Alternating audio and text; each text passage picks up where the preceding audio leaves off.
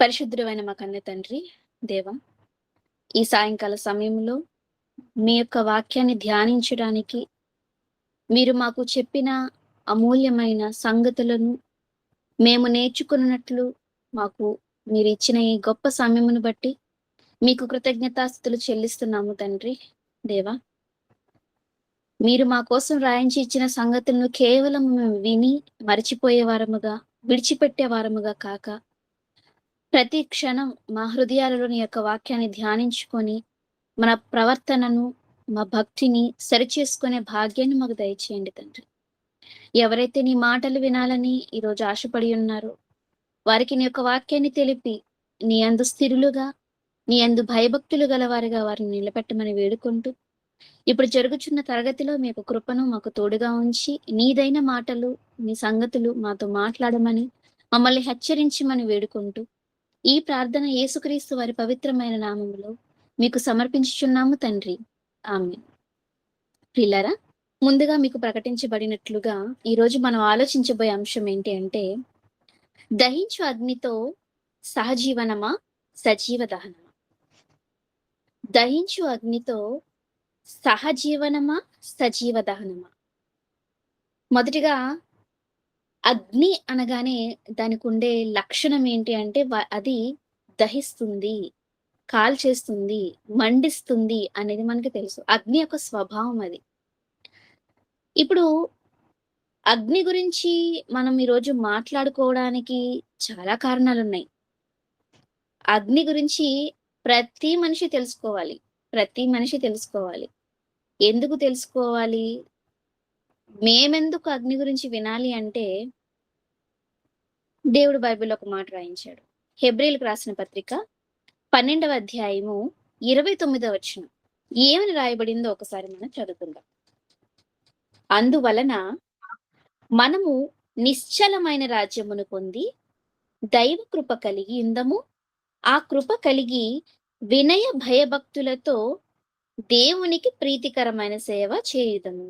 ఇక్కడ గొప్ప సాక్షుల గురించి గ్రంథకర్త వివరిస్తూ, వీరంతా భక్తులు, విశ్వాస వీరులు అని వారి కోసం ఉపదేశిస్తూ, మనం కూడా ఎలా ఉండాలి ఈ లోకంలో అంటే, వినయమైన భయభక్తులతో మనం ఉండాలి.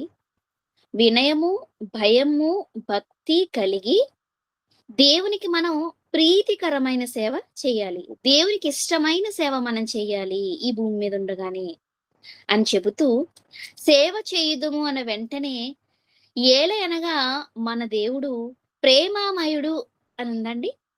ఏలయనగా మన దేవుడు ప్రేమామయుడు గనుక మన ప్రీతికరమైన సేవ చేయుదము అని లేదు. దేవుడు ప్రేమమయుడే. దేవుడు ప్రేమామయుడు అని మనం చదువుకున్నాము, తెలుసుకున్నాము. ఆయన ప్రేమ వల్ల ఇప్పటికీ బ్రతుకుతున్నాము. కానీ మనం భూమి మీద బ్రతుకుతున్నంత కాలము వినయము, భయము, భక్తి కలిగి బ్రతకాలి. ఇలా బ్రతుకుతూ దేవునికి ఇష్టమైన సేవ చేయాలి. ఎందుకంటే దేవుడెవరు? దహించు అగ్ని అయి ఉన్నాడు అని చెప్తున్నాడు. ఏలయనగా మన దేవుడు దహించు అగ్ని.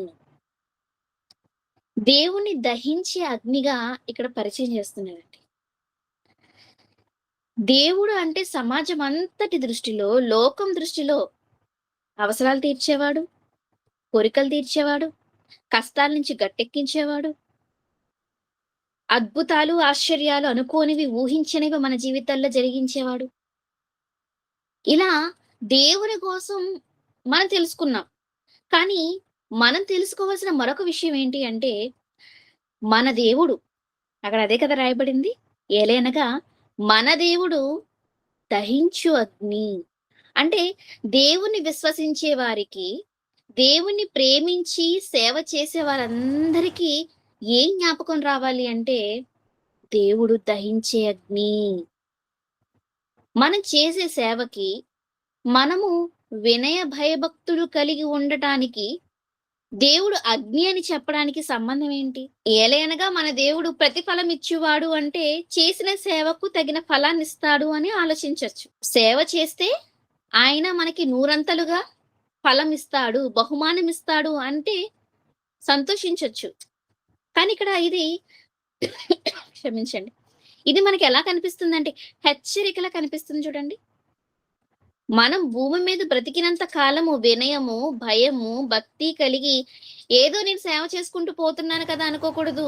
దేవునికి ప్రీతికరమైన అంటే దేవునికి ఇష్టమైన సేవే చెయ్యాలి.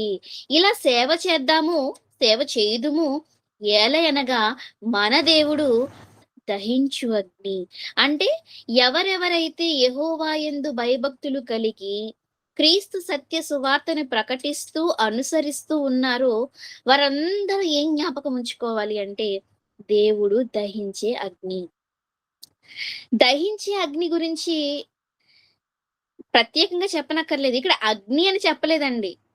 దహించే అగ్ని. అగ్నిని కేవలం దహించడానికే ఉపయోగిస్తామా మనం? మనం మామూలుగా ఆలోచిస్తే?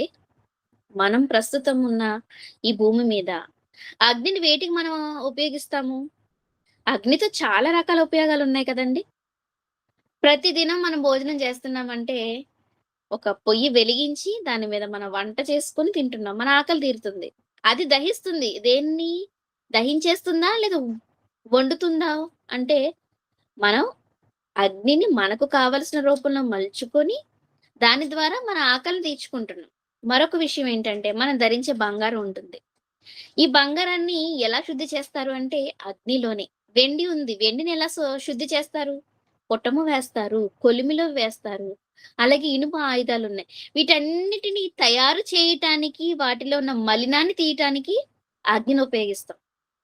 అక్కడ అగ్ని ఏం చేసింది వస్తువుల విషయంలో అంటే శుద్ధపరిచింది, పవిత్రపరిచింది. మనం భుజించే ఆహార విషయంలో అది వండింది. అంటే దాన్ని కూడా అదేం చేసింది? మనకి ఆహారంగా మారటానికి అది ఉపయోగపడింది. అగ్ని. అగ్ని గురించి మనం ఆలోచిస్తున్నాం. దేవుడు పాత నిబంధన గ్రంథంలో ఇశ్రాయేలీయులకి పరిశుద్ధపరచడానికి ఒక పద్ధతిని చెప్పాడండి. సంఖ్యాకాండం 31వ అధ్యాయము 23వ వచనం మనం చూడగలిగితే, అప్పుడు యాజకుడు ఎలియాజరు యుద్ధమునకు పోయిన సైనికులతో యెహోవా మోషేకు ఆజ్ఞాపించిన విధి ఏదనగా, మీరు బంగారును, వెండిని, ఇత్తడిని, ఇనుమును, తగరమును, సీసమును అనగా అగ్ని చేత చెడని సమస్త వస్తువులను మాత్రము అగ్నిలో వేసి తీయవలెను. అప్పుడు అవి పవిత్రమగును. అయితే పాప పరిహార జలము చేతను వాటిని పవిత్రపరచవలెను. అగ్ని చేత చెడునట్టి ప్రతి వస్తువును నీళ్లలో వేసి తీయవలెను. ఇక్కడ యుద్ధానికి వెళ్ళొచ్చిన సైనికులతో ఏం చెప్తున్నారంటే, పవిత్రత పరిశుద్ధపరచాలి అని చెప్తున్నారు. పరిశుద్ధపరచాలి అని ఆయన చెబుతూ, వేటితో పరిశుద్ధపరచాలని చెప్తున్నాడండి? ఏదైతే మెటల్ బంగారము, వెండి, ఇనుము, తగరము, సీసము అగ్నితో చెడని సమస్త వస్తువుల్ని ఎలా తీయమంటున్నాడు? అగ్నిలో వేసి తీయమంటున్నాడు.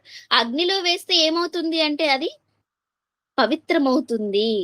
అంటే అగ్ని పవిత్రపరుస్తుందా? అనడానికే ఇది మీకు చూపించాను ఈ వచనాన్ని. అగ్ని చేత చెడని వస్తువులను అగ్నిలో వేసి పవిత్రపరచాలి అంటున్నాడు. ఇది దహించేస్తుంది అగ్ని. కానీ అది భస్మం అవుతుందా అంటే భస్మం అవ్వదు. అందుకే అగ్ని చేత చెడని వస్తువులను అని అన్నాడు. అంటే అగ్ని వేస్తే కొన్ని వస్తువులు ఏమైపోతాయి? చెడిపోతాయి.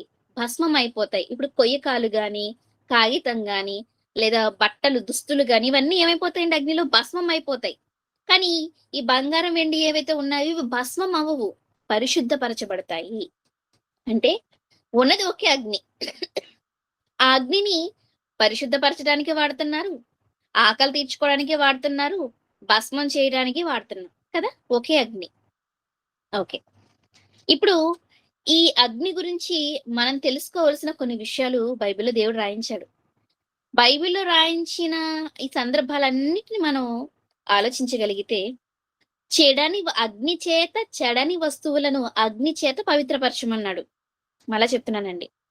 అగ్ని చేత చెడని వస్తువులను ఎలా పవిత్రపరచమన్నాడు? అగ్నిలో వేసి తీయండి. అగ్నిలో వేసి తీస్తే ఆ వస్తువులు ఏమవుతాయి? పవిత్రమవుతాయి. కానీ మనిషి విషయానికి మనం రాగలిగితే, మనిషి విషయానికి వస్తువుల విషయం కాదు, ఆహార పదార్థాల విషయం కాదు. ఒక మనిషి విషయానికొస్తే చెడిన మనిషిని, అపవిత్రమైన మనిషిని అగ్నిలో కాల్చమంటున్నాడు. మళ్ళా చెప్తున్నాను. వస్తువులనేమో అగ్నిలో వేసి పవిత్రపరచమంటున్నాడు. మనుషులనేమో వీరు చెడిపోయిన మనుషులు, చెడిపోయిన మనుషుల్ని అగ్నిలో వేయమంటున్నాడు. లేవికాండం 20 అధ్యాయము 14 వచనం చూద్దాం. ఒకడు స్త్రీని ఆమె తల్లిని పెండ్లి చేసుకొనిన ఎడల అది దుష్కామ ప్రవర్తన.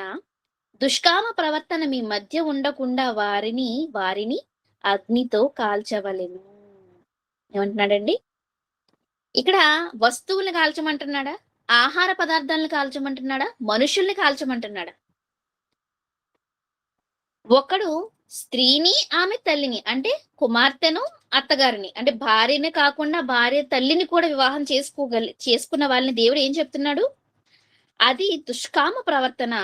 దుష్కామ ప్రవర్తన మీ మధ్య ఉండకుండా వారిని అగ్నితో కాల్చవలెను.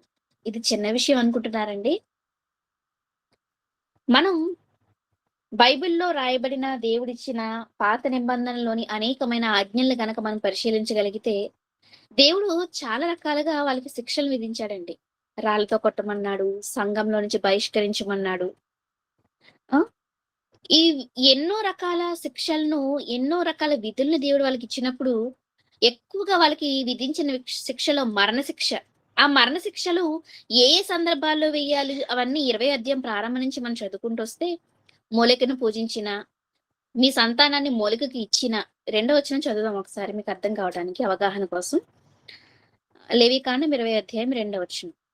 ఇశ్రాయేలీయులలోనే కాని, ఇశ్రాయేలు ప్రజలలో నివసించు పరదేశులలోనే కాని, ఒకడు ఏ మాత్రమును తన సంతానమును మూలికకు ఇచ్చిన ఎడల వానికి మరణశిక్ష విధింపవలెను. మీ దేశ ప్రజలు రాళ్లతో వాని చావగొట్టవలెను. ఇక్కడ ఎలా చంపేయమంటున్నాడండి మనిషిని? మనిషి బ్రతికుంటుండగా రాళ్లతో కొట్టి చంపమంటున్నాడు. ఇది కఠినమైన చాలా శిక్ష. రాళ్లతో కొట్టి చంపడం, ఒకడు నరికి చంపడం వేరు, ఉరి తీయటం వేరు, రాళ్లతో కొట్టి చంపడం వేరు, ఒక మనిషిని సజీవ దహనం చేయటం వేరు. మనిషిని చంపటంలో ఎన్నో పద్ధతులున్నాయి. దేవుడు ఇశ్రాయేలీయులకు ఇంత కఠినంగా ఒక మనిషి దేహంలో ఆత్మ ఉంటుండగా అతన్ని కాల్చేయమంటున్నాడు. ఏ సందర్భంలో కాల్చమంటున్నాడు? వివాహ విషయంలో అతను తప్పు చేస్తే అతని ఖచ్చితంగా మీరేం చేయాలి? ఏ మాత్రం కనికరించకుండా మరణశిక్ష విధించాలి. ఆ మరణశిక్ష ఎలాంటిది? ఉరి తీస్తే త్వరగా చనిపోతారండి. కాల్చినా అంటే ఇప్పుడైతే మనకి గన్స్ వచ్చాయి. ఆ రోజుల్లో గన్స్ తుపాకులు లేవు కదండీ! గన్ షాట్ చేస్తే చనిపోతారు. తల నరికేస్తే చనిపోతారు. ఇలాంటి దండన కాకుండా ఒక మనిషిని బ్రతికుంటుండగా అగ్నితో కాల్చాలన్న ఆలోచన దేవుడే ఇచ్చాడు మనిషికి. ఇశ్రాయేలీయులకు ఆజ్ఞగా ఇచ్చాడు. ఒకడు లేవికాండం 20 అధ్యాయము 14వ వచనం. ఒకడు స్త్రీని ఆమె తల్లిని పెండ్లి చేసుకొనిన ఎడల అది దుష్కామ ప్రవర్తన. దుష్కామ ప్రవర్తన మీ మధ్య ఉండకుండా వారిని అగ్నితో కాల్చవలెను. ఏదో కోడిని కాల్చినట్టు, మేకని కాల్చినట్టు, చేపని కాల్చినట్టు మనుషులు కాల్చేయమంటున్నాడు ఏంటండి దేవుడు? అంటే ఒక మనిషిని దహించాలన్నంత కోపం దేవునికి వచ్చిందా? మనం ఆదికాండం మొదలుకొని మనం ఆలోచించగలిగితే ప్రారంభంలో ఆదాము, హవ్వలు దేవుని పిల్లలు. వారి నుంచి వచ్చిన సంతానం దేవునికి బలులిస్తూ వచ్చారు. ఇశ్రాయేలు దేవుడు గొప్పవాడు యెహోవా అని ఇశ్రాయేలీయుల గురించి మనం ఇప్పుడు చదువుకుంటున్నాం. కానీ ఆ రోజుల్లో వాళ్ళు దేవుడు ఉన్నవాడు, ఆయన మా తల్లిదండ్రుల దేవుడు అని నమ్ముకొని వారు తమ పంటల్లో గాని, తమ మందలో గాని వాటిని ఏం చేసేవారు? యెహోవాకు బలిచ్చేవారు. అంటే చంపి దహించేవారు జంతువుల్ని. అదే ధాన్యాలు వీటిని అయితే దహించేవాళ్ళు. ఇప్పుడు ఈ మనుష్యులని దేవుడు కాల్చేయమంటున్నాడంటే అదేదో తనకి బలిగిమ్మంటున్నాడు అనుకోవద్దు. దేవుడు దహన బలి కోరుకునేవాడని ఆలోచించకూడదు ఇక్కడ మనం. తనకి బలిమ్మంటున్నాడా? తప్పు చేసిన మనుషుల్ని అగ్నితో దహించమని శిక్షగా చెబుతున్నాడే కానీ, ఆ మనుషుల్ని నాకు బలివ్వండి అని మాత్రం దేవుడు ఎక్కడా బైబిల్‌లో చెప్పలేదు. దేవుడు తప్పు చేసిన మనుషుల్ని, చెడిపోయిన మనుషుల్ని, దుష్కామ ప్రవర్తన, చెడిన ప్రవర్తన గల వారిని ఏం చెప్పాడంటే ఆ రోజుల్లో ఇశ్రాయేలీయులకి, నిర్దాక్షిణ్యంగా మీరు వారిని కాల్చెయ్యండి. అంటే వాళ్ళని మరణశిక్ష విధించండి అని చెప్తున్నాడు. ఏవండీ ఇక్కడ మనిషి చంపేసి కాల్చొచ్చేమో గదండీ!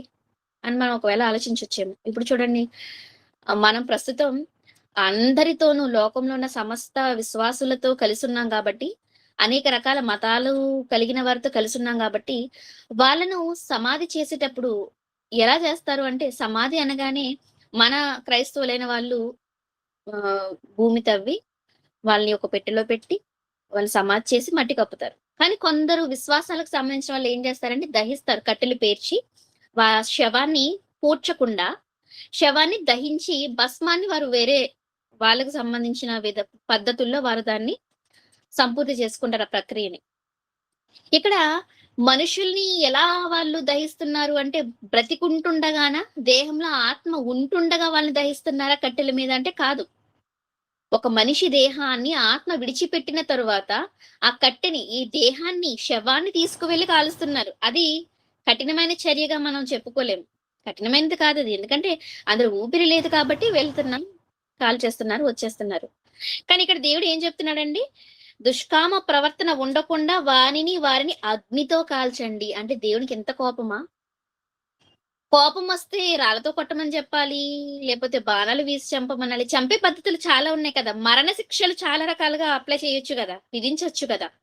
కానీ దేవునికి కోపం వస్తే, మనిషి మితిమీరి ప్రవర్తిస్తే, ఆయన కోపం ఎలా రగులుకుంటుంది అంటే, మనిషిని దహించేటంతగా.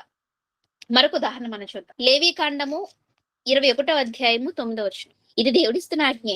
ఏమని చెప్తున్నాడు అంటే, మరియు యాజకుని కుమార్తె జారత్వం వలన తన్ను అపవిత్రపరుచుకొనిన ఎడ్ల ఆమె తన తండ్రిని అపవిత్రపరిచినది, అగ్నితో ఆమెను దహింపవలెను. ఇక్కడ ఏం చెప్తున్నాడండి?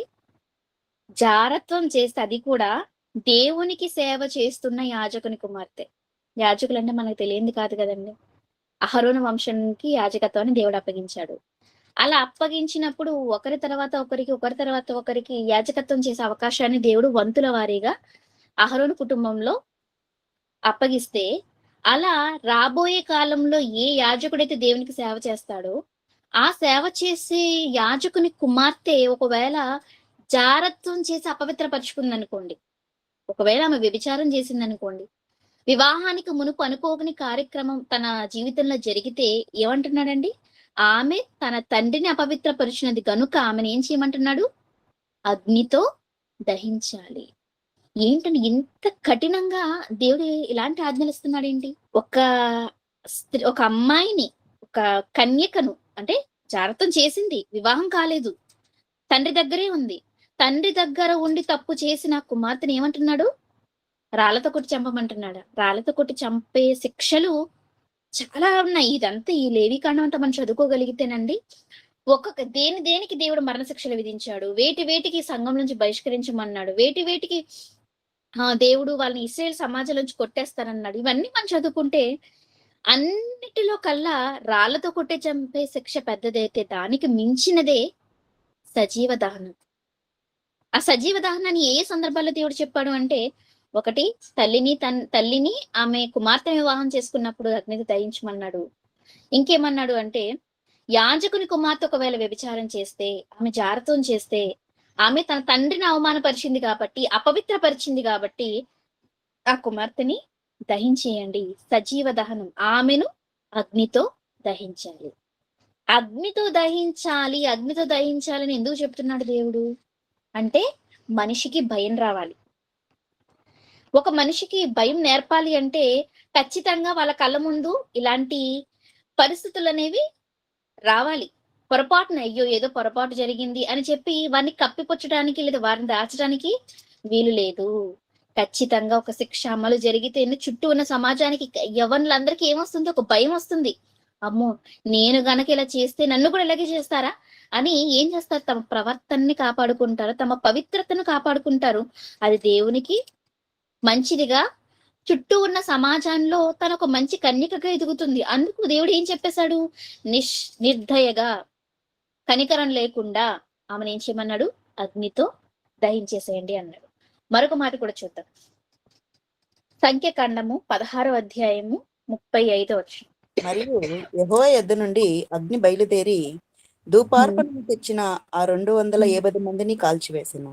ఇక్కడ ఎవరు చంపారు, ఎలా చంపారు అని మనం ఆలోచిస్తే మనుషులతో దేవుడు చెప్పట్లేదండి. మీరు కాల్ చేసేయండి, మీరు దహించండి, వారు మీ మధ్య ఉండకూడదు అని ఇశ్రాయేలీయులకి ఇప్పటివరకు ఆయన ఇచ్చిన ఆజ్ఞలు చదివాం. కానీ మోషే గారి సమయంలో ఏం జరిగిందంటే యాజకత్వం కోసం వీళ్ళు ఏం చేశారు అంటే 250 మంది మోషేకి ఎదురుగా తిరిగారండి. అంతే కదా, 250 మంది. వీరి పేర్లు ఏంటి అంటే సంఖ్యాకాండం 16వ అధ్యాయం మొదటి వచనం మనం చూస్తే, సంఖ్యాకాండం మొదటి అధ్యాయం 16వ వచనం, 16వ అధ్యాయం మొదటి వచనం. లేవికి లేవీకు మనమడును, కహాతుకు మనమడును, ఇస్హారు కుమారుడగు కోరహు, రూబేనీయులలో ఎలియాబు కుమారులైన దాతాను అబిరాములు, పేలెతు కుమారుడైన ఓనును యోచించుకొని, వీళ్ళ ముగ్గురు ప్రధానులండి. వీళ్ళ ముగ్గురులో వచ్చిన ఈ దురాలోచనని వీరు ఏం చేశారు? ఇశ్రాయేలులో పేరు పొందిన సభికులను సమాజ ప్రధానులైన 250 మందితో మోషేకు ఎదురుగా లేచి,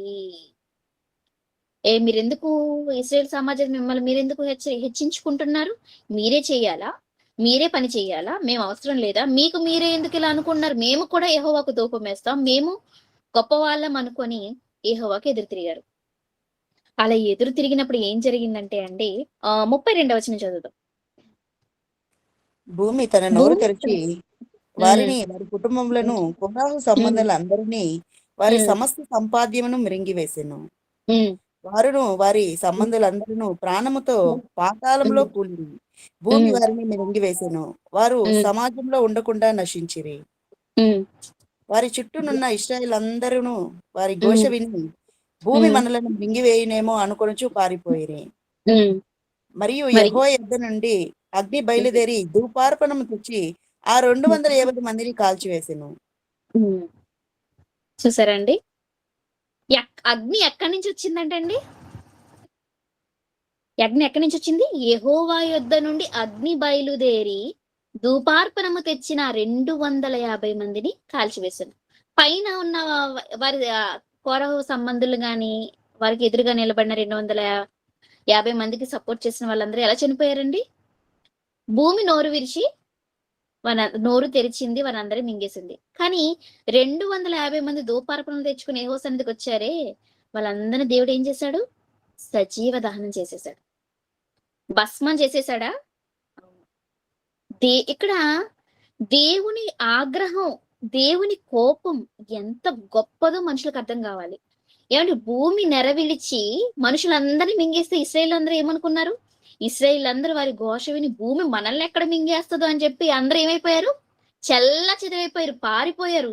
కానీ దేవుడు వాళ్ళని వదిలిపెట్టాడా? 250 మందిని వదలలేదు. పైనుంచి ఏం చేశాడు? అగ్ని కురిపించాడు.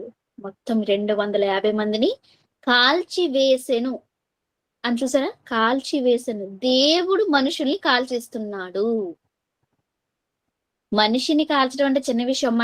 మనకి చిన్న చెయ్యి కాలితేనే మనం తట్టుకోలేం కదండి. స్త్రీలమైన మనం వంట చేసేటప్పుడు మనకి చూపించుకుంటాం, ఇదిగోండి ఏమండి ఈ రోజు వంట చేశాను, ఇదిగో ఇక్కడ గీత పడింది చూడండి, ఏమండి వాపు వచ్చేసిందండి, బొబ్బులు వచ్చేసింది, అది కారి అది రసి వచ్చి మళ్ళీ అది పెద్ద పుండుగా మారి, ఇదంతా చాలా పెద్ద పెద్ద వంటలు చేసేటప్పుడు మనం అందులో కాల్చుకుంటాం. అప్పుడు మనకి ఏమనిపిస్తుంది?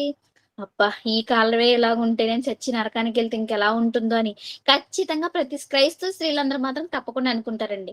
ఎందుకంటే ఒక వేడివేడిగా ఉడుకుతున్నప్పుడు ఇలా మూత తీసినప్పుడు ఆవిరి మొత్తం చేతికి కొట్టినప్పుడు మనం అబ్బా అంటాం. ఎందుకు మనం తట్టుకోలేము, ఆవిరినే తట్టుకోలేము. అలాంటిది మంట మన శరీరాన్ని పట్టుకొని అది కాలుస్తుంటే మన దేహంలో ఉన్న కొవ్వంతా వాటర్ లాగా మైనలా కరిగిపోతూ ఉంటే మనం తట్టుకోగలమా అండి బతికుంటుండగా? అసలు అగ్ని ఒక మనిషిని దహిస్తే ఎలా ఉంటుందో జాన్సన్ డాడీ పాట రాశారు, కట్టెలపై నీ శరీరం కనిపించదు గంటకు మళ్ళీ అని. అందులో ఒక శవం కట్టెల మీద కాలుతున్నప్పుడు అసలు ఎలా కారిపోతుందంటే జిగురుగా మనిషిలో ఉన్న కొవ్వంతా అలా కారిపోతూ డ్రాప్స్ గా పడుతూ ఆ కొవ్వే ఇంకా ఆ శవాన్ని ఇంకా దహించేస్తుంది. అంటే మొత్తం కొవ్వంతా కరిగిపోయి మాంసం అంతా కరిగిపోయి లాస్ట్ కి ఏమవుతుంది అంటే స్కెల్టన్ ఏమవుతుంది? లేచి నిలబడుతుంది. ఇలా పడుకోబెట్టిన కట్టెల మీద పడుకోబెట్టిన దేహం ఏం చేస్తుంది? ఇలా లేస్తుంది. ఎందుకు లేస్తుంది? ఇక మాంసం ఏమీ లేదు, ఇక వట్టి ఏమంటారు వాటిని? స్కెలిటన్, అస్థిపంజరం మాత్రమే ఉంటుంది. అది చనిపోయిన దేహాన్ని, శవాన్ని కాలిస్తేనే మన కళ్ళతో మనం చూసి తట్టుకోలేము. అలాంటిది మనుషులందరూ ఉంటుండగా దేవుడు ఆకాశం నుంచి అగ్ని కురిపించి వాళ్ళని కాల్చేశాడంటే ఎంతటి భయంకరమైన శిక్ష అండి అది. ఎంతటి భయంకరమైన శిక్ష. ఇశ్రాయేలుకి దేవుడు తన ప్రేమని చూపించాడు, తన కోపాన్ని చూపించాడు, తన బాధని చెప్పాడు. ఏది తనలో ఉన్న ఏ భావాన్ని వెల్లడిపరచకుండా దేవుడు లేడండి. ఇప్పుడు ఒక తండ్రి ఉన్నాడు అనుకోండి, తన పిల్లలకి ఎప్పుడు ప్రేమను చూపిస్తాడా? ఎప్పుడు నవ్వుతూనే ఉంటాడా? వాళ్ళని దండిస్తాడు, తిడతాడు, కొడతాడు, శిక్షలు విధిస్తాడు. కొడితేనే శిక్ష అనుకోవద్దు, నువ్వు నాతో మాట్లాడొద్దు, నీకు 2 రోజులు ఇది కట్ అంటాడు. అంటే ఏంటి? ఇది నీకు శిక్ష. రకరకాల శిక్షలు వేస్తా ఉంటాం మనమే మన పిల్లలకి.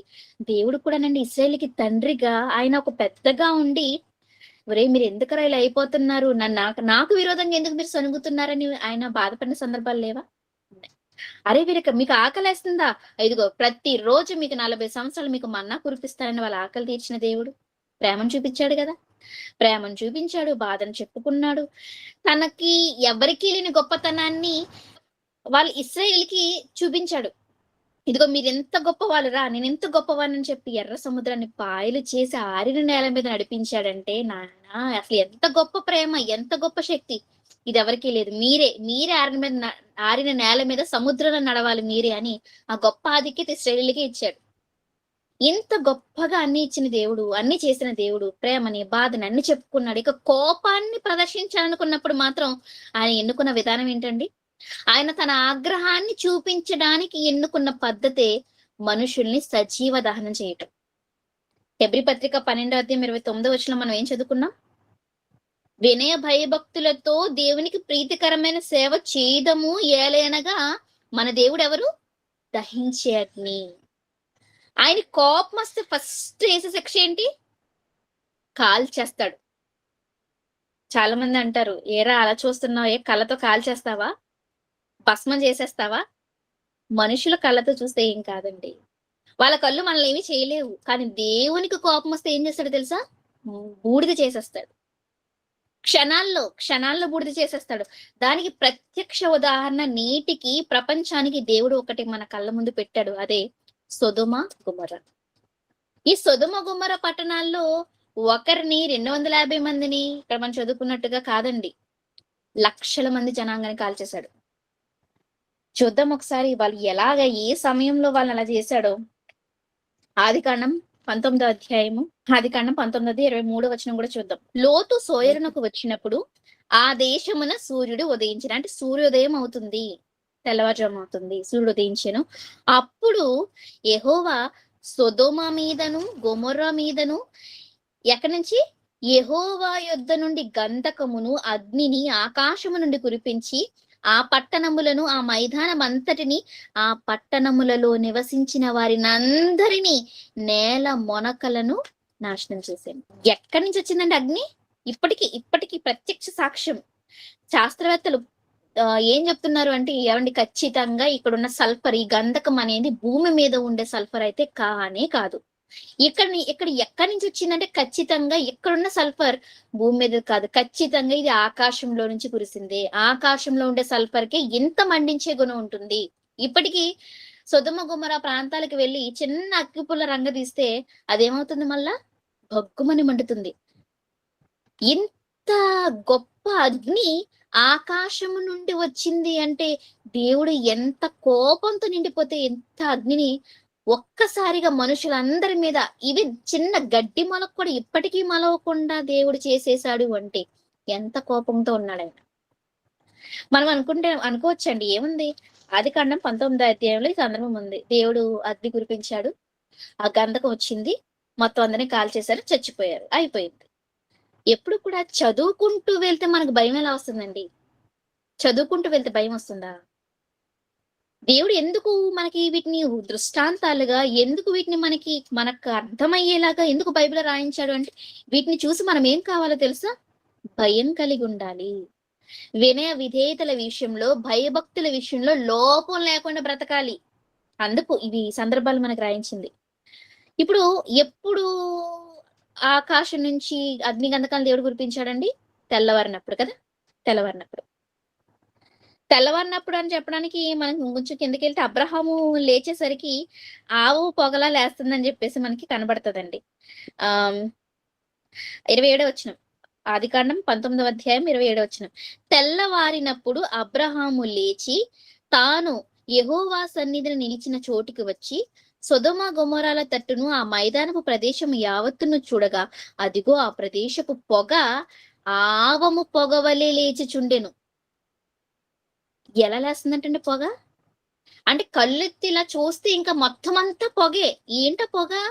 మనుషులు, పక్షులు, జంతువులు ఏమైతే ఉన్నాయో సమస్తాన్ని ఎలా కాల్చేశాడు? అగ్నితో. ఏవండి నోవహు గారి కాలంలో వాటర్‌తో మొత్తం నాశనం చేసేసాడండి. జల ప్రళయాన్ని రప్పించి ఏం చేశాడు అంటే ఊపిరి గల వాటన్నిటిని చంపేశాడు. కానీ నోవహుకు చేసిన నిబంధన కారణంగా ఏం చేశాడు నిబంధన అంటే ఇక మీదట ప్రవాహముగా జలము వచ్చి ఈ భూమి మీద అంతటిని జీవరాశుల్ని తుడిచివేయనని నిబంధన చేశాడు నోవహుతో. అందుకని దేవుడు ఏం చేశాడంటే సొదొమ గొమొర్రా పట్టణాలని నీటితో లయం చేయకుండా అగ్ని కురిపించాడు. ఏమంటే నాదొక ప్రశ్న, మీరు ఆలోచించండి. సమయం ఉంది కదా, దేవుడు మనకు సమయాన్ని ఇచ్చాడు కదా, ఆలోచిద్దాం. ఇప్పుడు నేను ఒంగోలు జయప్రకాష్ కాలనీలో ఉన్నాను. ఈ జయప్రకాష్ కాలనీలో మా వార్డు ఉంది కదా, మా వార్డులో అంగన్వాడీ ఉంటుందండి. ప్రతి వార్డుకి అంగన్వాడీ ఉంటుంది. అంగన్వాడీ అనేది మా ఆంధ్రప్రదేశ్‌లో పెడతా ఉంటారు. ఎందుకంటే బాలింతలకి, చిన్న పిల్లలకి, గర్భిణీ స్త్రీలకి తగిన పౌష్టికాహారాన్ని వారు అందించడానికి ప్రయత్నిస్తారు. వాళ్ళకి కావాల్సిన వ్యాక్సినేషన్ గాని, వాళ్ళకి కావాల్సిన టీకాలు గాని పిల్లలకి ఇవన్నీ అందిస్తా ఉంటారండి. నేను ఇది ఎందుకు చెప్తున్నానో మీకు అర్థమవుతుంది. ఒక వార్డుకొచ్చేసరికి నాకిక్కడ ఎవరు కనిపించరండి. మా ఇంటి దగ్గర ఎవరు కనిపించరు. కడుపుతో ఉన్నవాళ్ళు ఏదో పెద్దగా చిన్న పిల్లలు ఎవరు కనిపించరు. కానీ అంగన్వాడీ కార్యక్రమం జరిగేది 2 నెలలకొకసారి, 3 నెలలకొకసారి అందరిని హాజరు కమ్మంటారు. హాజరు కమ్మనగానే ఒక వార్డులో ఒక 2, 3 వీధులు అనుకోండి. ఈ 2, 3 వీధుల్లో నుంచి ఒక 4 ప్రెగ్నెంట్స్ వస్తారు. చంటి బిడ్డల తల్లి ఒక 5 వస్తారు. పసిపిల్లలు, నెలల పిల్లలు కూడా వస్తారు. ఏంటి నేనున్న వార్డులో ఎంతమంది ఉన్నారా నాకెప్పుడు తెలీదే అనుకున్నా నేను. ఇదెందుకు మీకు చెప్పాను అంటే ఒంగోలు అంతా చెప్పలేదు, ప్రకాశం జిల్లా అంతా చెప్పలేదు. నేనున్న 2, 3 వీధుల్లో ఒక 5 ప్రెగ్నెంట్లు ఉన్నారు. మనందరికీ తెలిసిన విషయం ఏంటంటే నిమిషానికి ఒకరు పుడుతున్నారు, నిమిషానికి ఒకరు చనిపోతున్నారంటే గర్భిణీ స్త్రీలు ఉన్నారు కాబట్టే ప్రసవిస్తున్నారు అనే విషయం మీకు అర్థం కావాలి. నిమిషానికి ఒక పుడుతున్నారు అంటే పుట్టిన బిడ్డ నెలలుగా, రోజుల బిడ్డగా, నెలల బిడ్డగా, సంవత్సరాల బిడ్డగా, పసిపిల్లలుగా ఉంటున్నారు అనేది మనం అర్థం చేసుకోవాలి. ఇప్పుడు సొదొమ గొమొర్రా పట్టణాల్లో గర్భిణీలు ఉన్నారంటారా లేరంటారా? ఆలోచించండి. సొదొమ గొమొర్రా పట్టణాల్లో గర్భిణీలు ఉండుంటారా లేరంటారా? ఉంటారుగా. గర్భిణీలు ఉన్నారు అంటే మరి పసిపిల్లలు ఉండరా? గర్భిణీలని ఎవ్వరైనా కనీసం తనడానికి గాని ఆలోచిస్తారు. తనడం ఎందుకండి? ఆమెను కాసేపు నిలబడి ఉంటే మనం తట్టుకోలేము. ఒక క్యూలో నిలబడాల్సి వచ్చింది అనుకోండి, అమ్మ మీరు కూర్చోండి. ఒక జర్నీ చేయాల్సి వచ్చింది అనుకోండి, అమ్మ మీరు కూర్చోండి. ఎందుకు? అంత పెద్ద పొట్టేసుకొని నువ్వు అలా నుంచుంటే ఎలా అమ్మా? కూర్చో, గౌరవం ఇస్తాం. అంటే గర్భిణీలుగా ఉన్న వాళ్ళకి మనం ఇచ్చే గౌరవం అది. వాళ్ళని చూసి మనం చేయాల్సిన కర్తవ్యం అది, మనం చేస్తాం. గర్భిణీ స్త్రీలు దేవుడు కాల్ చేసి ఉంటాడా లేదా? మీరు ఆలోచించాలి. మీరు నిజంగా దేవునికి కోపం వస్తే ఎవరిని విడిచిపెట్టడనడానికి మనం ఆలోచించాలి ఖచ్చితంగా. ఇంకో విషయం చెప్పాలి అంటే సొదొమ గొమొర్రా 2 పట్టణాలను మాత్రమే దేవుడు నాశనం చేయలేదండి. 2 పట్టణాలను మాత్రమే ఆయన నాశనం చేశాడని మనం అనుకోవడానికి లేదు. ఎందుకంటే ఆయన నాశనం చేసింది 4 పట్టణాలని. సొదొమ, గొమొర్రా, అద్మా, సెబోయిము. ఇది నేను నోటుతో చెప్పే కంటే మన రెఫరెన్స్ చూస్తే బాగుంటుందేమో. చూద్దాం అది కూడా. ద్వితీయోపదేశకాండం 29వ అధ్యాయము 23వ వచనం చూద్దాం ప్రియులారా. వారు యెహోవా తన కోపోద్రేకము చేత నశింపజేసిన సొదొమ, గొమొర్రా, అద్మా, సెబోయీముల వలె ఆ సమస్త దేశమును గంధకము చేతను ఉప్పు చేతను చెడిపోయి వెత్తబడకయు దానిలో ఏదియు బుట్టకయు దానిలో ఏ కూర మొలకయుండుట చూచి. ఇక్కడ చూడండి ఏమంటున్నాడు, యెహోవా దేని బట్టి ఈ దేశమునికి ఇట్లు చేసెను, ఈ మహాకోపాగ్నికి హేతువేమో అని చెప్పుకుందురు. దేవుడు ఏం కురిపించాడండి? ఏం కురిపించాడు? వాన కాదండి. వాన కురిపించలేదు, వడగండ్లు కురిపించలేదు, పిడుగులు కురిపించలేదు. మొత్తం ఎన్ని పట్టణాలు? 4 పట్టణాలు. ఇప్పుడు హైదరాబాద్, సికింద్రాబాద్ అంటే ట్విన్ సిటీస్ అంటారు కదండి. హైదరాబాద్ అంటే చిన్ని పట్టణమా? అందులో 10 మంది 20 మంది ఉంటారా? పట్టణము అనగానే మనం అర్థం చేసుకోవాల్సిన విషయం ఏంటో చెప్పమంటారా? పట్టణం అనగానే అక్కడ పాపులేషన్ ఎక్కువ ఉంటుంది. లోతు గారు కూడా అబ్రహాము గారు చెప్పినప్పుడు నువ్వు ఎటువైపు వెళ్తావు అంటే నేను సొదొమ వైపు వెళ్తానని ఎందుకన్నాడు? అక్కడ అసలు తినడానికి గాని తాగడానికి గాని అబ్బా భలే ఉందండి. పచ్చిక గాని పశువులు నివసించడానికి గాని చాలా అనుకూలంగా ఉంది. ఎక్కడా? సొదొమ గొమొర్రాలో. పట్టణము అని ఖచ్చితంగా చెప్పాడు, గ్రామము అని చెప్పలేదు. మళ్ళా పట్టణము అని చెప్పాడు అంటే ఖచ్చితంగా అందులో చాలా మంది ఉన్నారు. మరి పట్టణాల్లో ఉన్న వాళ్ళందరూ ఎంతమంది ఉండొచ్చు?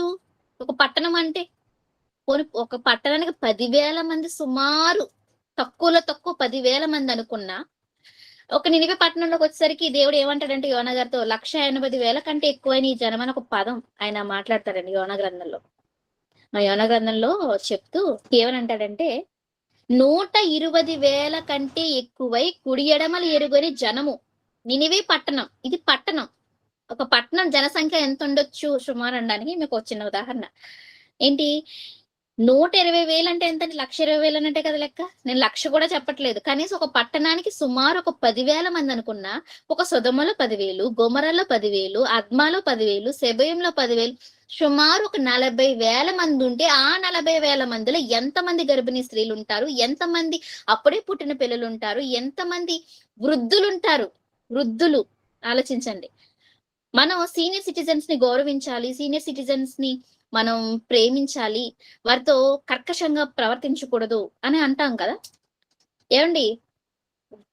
వడగండ్లు కురుస్తున్నాయి అనుకోండి, ఒక షెల్టర్ కింద వెళ్ళి మనం దాక్కోగలం. వాన పడుతుంది అనుకోండి, ఒక షెల్టర్ కింద వెళ్ళి మనం దాక్కోగలం. అగ్ని కురుస్తుంది పైనుంచి, ఒక చోట ఉన్న వాళ్ళు ఇదిగో ఇక్కడ ఎలా జరుగుతుంది కదా, పదండి మనం ఇంకో దానికి వెళ్ళిపోదాం, గుర్రాలకి పరిగెడదాం అనడానికి కూడా అవకాశం లేదు. గర్భిణీలు పరిగెత్తలేరు, చంటి పిల్లలు పరిగెత్తలేరు, వృద్ధులు పరిగెత్తలేరు. ఒకవేళ పరిగెత్తినా గాని వీళ్ళు బ్రతికే అవకాశం ఉందా? ఎందుకు ఇంత కఠినంగా దేవుడు నిర్ణయం తీసుకున్నాడు? మీరు ఆలోచించండి. కాల్ చేశాడు అంటే ఏం కాల్ చేశాడు? ఎవరిని కాల్ చేశాడు? మొక్కలు కాల్ చేశాడా? మనుషుల్ని కాల్ చేశాడా? నేల మొలకలను సహితము కాల్ చేశాడని మనం చదువుకున్న ఆదికాండంలో. కానీ అంతకంటే ముందు మనం ఆలోచించాల్సింది, ఆయనకు కోపం వస్తే చిన్న పెద్ద గర్భిణీయ పిల్ల ఎవ్వరిని చూడలేదు. చూడడు అంటే కాదు, చూడలేదు అనేది మనకి ప్రత్యక్ష ఉదాహరణ. అస్థి పంజరాలైనా కనీసం దొరికాయండి సొదొమ గొమొర్రాలో? దొరికాయా? బూడిదైపోయారు కదండి మొత్తం అంతా. ఎందుకింత కోపం? ఎందుకింత కోపం?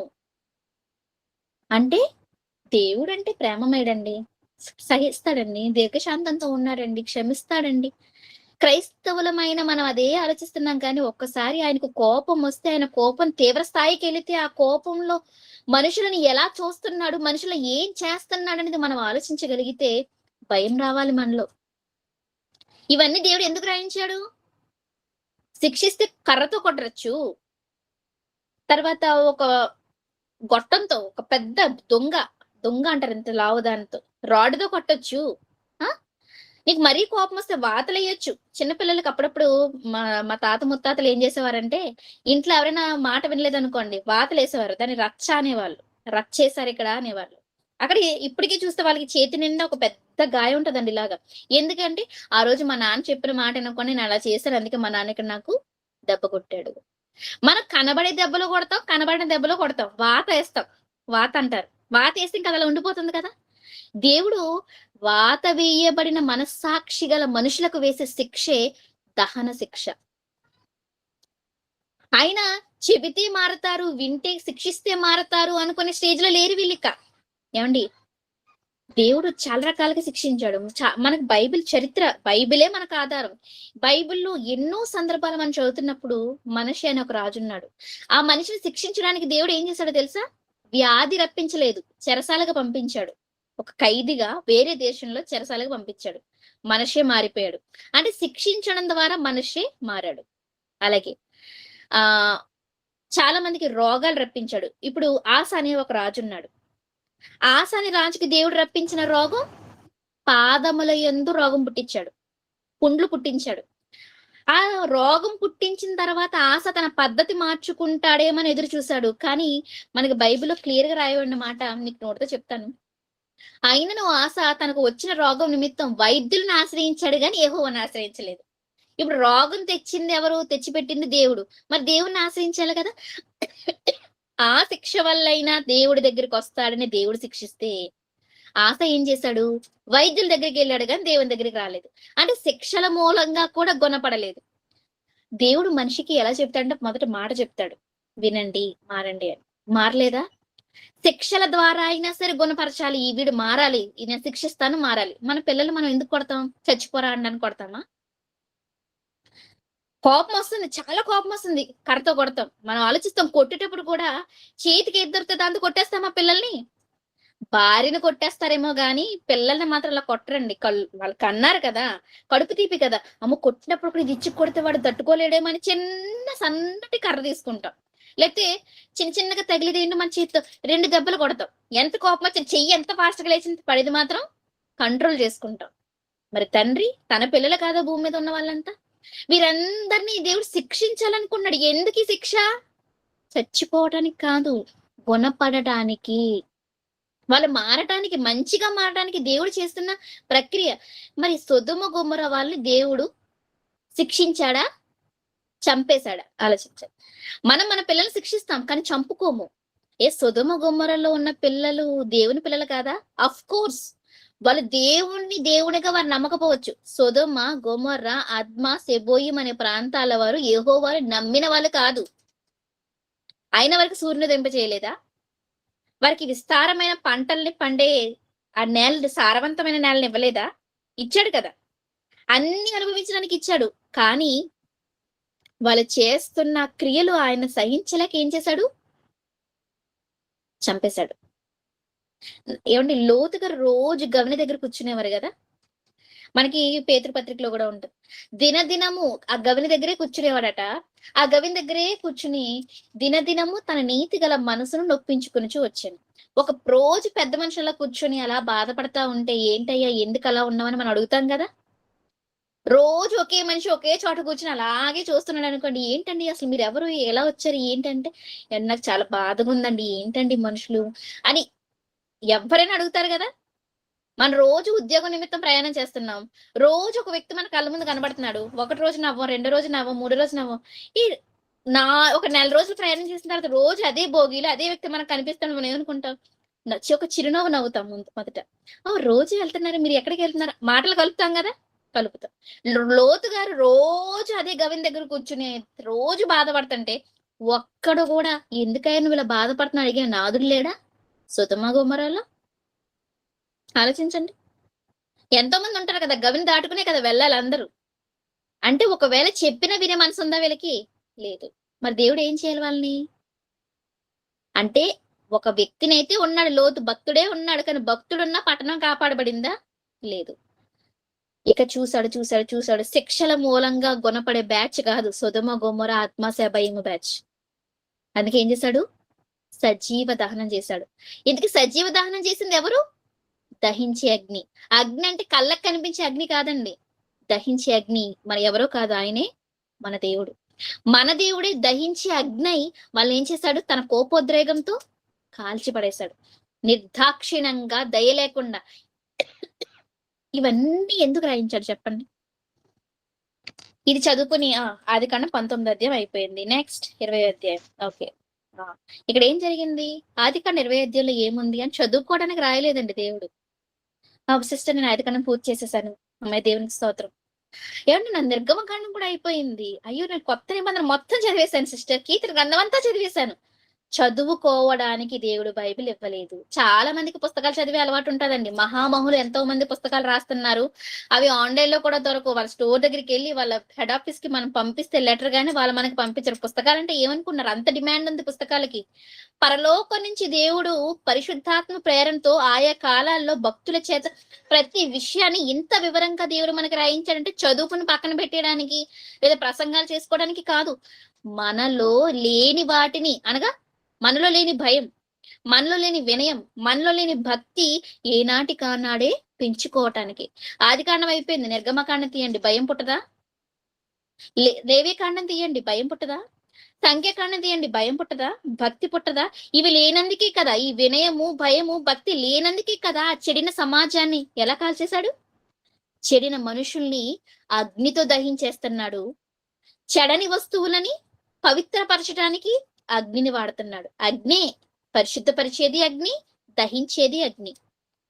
దేవుడు ప్రతి మనిషిని పరిశుద్ధపరుస్తున్నాడు, పరిశుద్ధపరచడానికి సిద్ధంగా ఉన్నాడు. నీ పాపాలని తీసేస్తాను, రా రా రా అంటున్నాడు.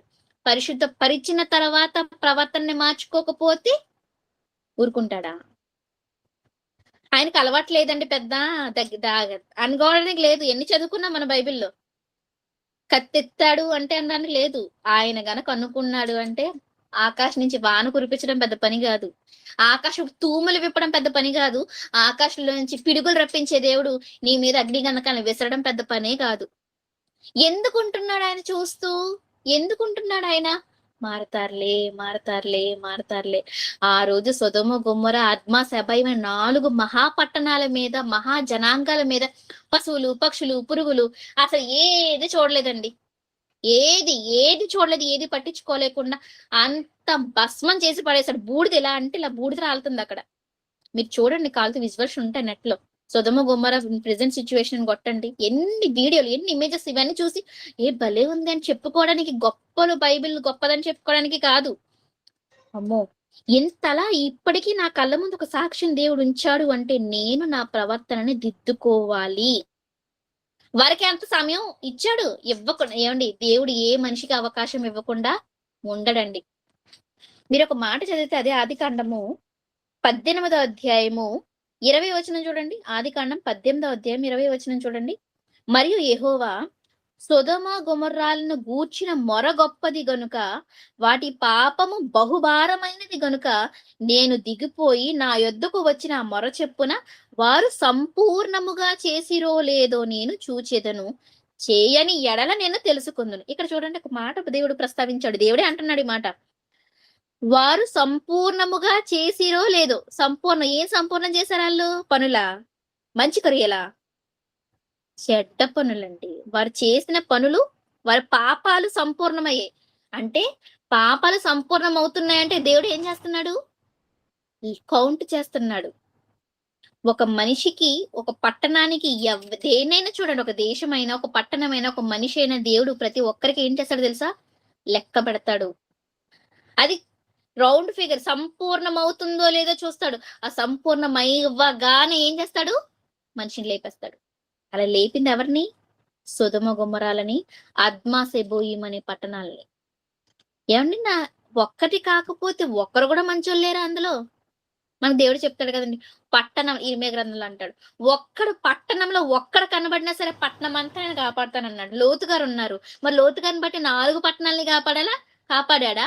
లోతు, నువ్వు పారిపో, ఈ 4 పట్టణాలు నేను కాల్చేస్తానన్నాడా? అంటే భరించలేదా? సహించలేకపోయాడా? అవును. ఆయన కాల్చింది ఒక్కరిని కాదు, 250 మంది తోపాతలు పట్టుకుని వచ్చారు. అమ్మో, వాళ్ళని కాల్చేసాడు అనుకుంటున్నాం. లక్షల మందిని కాల్చేశాడు ఒకేసారి. చుట్టూ ఉన్న వాళ్ళకి తెలుసుంటారా లేదండి ఆ రోజుల్లో? చెప్పండి. మన ఇంటి ముందు లేచేసరికి ఏదైనా పొగొస్తే అయ్యో ఎందుకు, ఏమైనా తగలబడిందా, కొట్టు తగలబడిందా, లేదంటే ఏదైనా చెత్త అంటించారా అనుకుంటాం కదా. కానీ అబ్రహాము గారు ఎక్కడో ఉన్నాడు, ఆయన ఇలా లేచేసరికి అదంతా పొగలేస్తుంటే చుట్టూ ఉన్న వాళ్ళకి ఏమర్థమైంది? ఖచ్చితంగా దేవుడే నాశనం చేశాడన్న రోజు భయం కలిగి ఉండుంటారా? ఆ రోజు ఆ దారిన పోయే వాళ్ళు తెలుసుకుని ఉండుంటారా? అమ్మో, ఇలా చేశాడు చరిత్రలో లిఖించబడిందా? లిఖించబడింది. అంటే దేవుడు ప్రేమామయుడు, అన్ని ఇస్తాడు, భరిస్తాడు, సహిస్తాడు. కానీ ఆయనకు గనక తీవ్రమైన కోపోద్రేకంతో ఆయన నిండుకుంటే మాత్రం ఆయన కోపాన్ని సహించే మనిషి ఎవరు ఉండరు. ఏజ్కేల్ గ్రంథంలో అంటాడండి దేవుడు, నేను నీకు శిక్ష విధింపబోవు కాలమున సహించునంత ఓపిక నీకుందా? ఒకవేళ నిజంగా దేవుడికి, అసలు దేవుడు పేరెత్తాలంటే మనుషుల ముందు భయం పడుతుందండి. ఒకవేళ దేవుడిని పేరు ఎక్కడ ఇస్తాం అనుకోండి, ప్లీజ్ దేవుని కోసం మా దగ్గర మాట్లాడతాం. మేము క్రిస్టియన్స్ కాదు. క్రిస్టియన్ కాకపోతే దేవుడు వద్దా? మరి ఆయన ఊపిరిస్తేనే కదా బతుకుతున్నావు నువ్వు. అబ్బే, ఇవి వద్దంటండి. వాళ్ళు ఎలాంటి మనుషులుగా మారిపోయారంటే, క్రైస్తవులే అయి ఉండొచ్చు, మాకు తెలుసండి వాక్యం, మీరు చెప్పక్కర్లేదు, మాకు తెలుసు, మేము పలానా సహవాసానికి వెళ్తాము, మాకు తెలుసు, మీరు చెప్పక్కర్లేదు అంటున్నారు. చూడండి ఒకసారి ఎజికేల్ గ్రంథం 22వ అధ్యాయం 14 వచనం. నేను నీకు శిక్ష విధింపబో కాలమున ఓర్చుకొనుటకు నేను నీకు శిక్ష విధింపబో కాలమున ఓర్చుకొనుటకు ఓర్చుకొనుటకు చాలినంత ధైర్యం నీ నీ హృదయమునకు హృదయమునకు కలదా? కలదు. సహించునంత బలము నీకుండునా? ఏమండి, మనం పిల్లలతో ఏం చెప్తాం? రే కొట్టనంటే నా దెబ్బలు తట్టుకోలేవు నువ్వు అంట, తట్టుకోలేవు, గిలగిల్లాడతావు అంటావు. అంటే తట్టుకోలేవు నువ్వు అని అంటే దేవుడు ఏమంటున్నాడు? మనుషులు నీకు విధించే శిక్ష గురించి మాట్లాడడం లేదు ఇక్కడ. దేవుడే ఒక మనిషికి శిక్ష విధిస్తే, ప్రతి మనిషికి, నాకైనా మీకైనా ఎవరికైనా తప్పు చేసి దేవుడు శిక్షిస్తాడు కదండి. ఆయన అంటున్నమాట, నేను నీకు శిక్ష విధించబోవు కాలమున ఓర్చుకొనుటకు చాలినంత. ఫస్ట్ బలం అన్నాడా, ధైర్యం అన్నాడా? ఓర్చుకోవడం అంటే ముందు మనం ఏమనుకుంటాం? శక్తి అనుకుంటాం, బలం అనుకుంటాం. కానీ ఆయన ఏమంటున్నాడు? ఓర్చుకొనుటకు చాలినంత ధైర్యం నీ హృదయమునకు కలదా? సొదొమ గొమొర్రా వాళ్ళని ఒక్కసారి మీరు క్లిప్స్, ఒక్కసారి మెసేజ్ అయిపోయాక ఒక్కసారి చాలా మంది మూవీస్ తీసారు కదా, ఒక్కసారి అలా పెట్టుకుని చూడండి.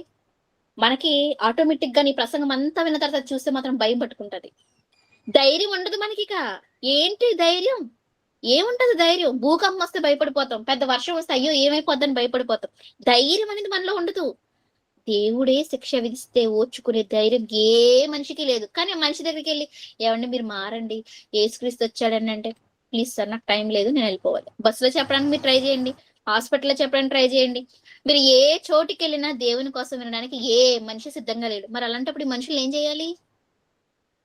అన్నం ఇచ్చిన వాడొద్దు, ఊపిరిచ్చిన వాడొద్దు, ఆయుష్ ఇచ్చిన వాడవద్దు, అన్ని ఇచ్చిన వాడవద్దు, కానీ అన్ని కావాలి. అలాంటప్పుడు దేవుడు ఏం చేయాలి? చూస్తాడు చూస్తాడు చూస్తాడు చూస్తాడు. వారి పాపాలు సంపూర్ణమైన తరువాత ఏం చేస్తాడు? సొదొమ గొమొర్రాలకు చేసినట్టే సజీవ దహనం చేస్తాడు. ఏమండి, ఇప్పుడు ఎప్పుడు దేవుడు సజీవ దహనం చేయట్లేదు అనుకోకండి. ఆయన ఇప్పుడు అదే పనిలో ఉన్నాడు. యేసుక్రీస్తు వారు ఈ లోకానికి వచ్చినప్పుడు, నా తండ్రి ఇది వరకు పని చేయుచున్నాడు, ఇప్పుడు చేస్తున్నాడు అని చెప్పారు యోహాను సువార్తలో. ఇది వరకు పని చేస్తున్నాడు, ఇప్పుడు చేస్తున్నాడు. ఆయన ఏం చేస్తున్నాడో తెలుసా అండి?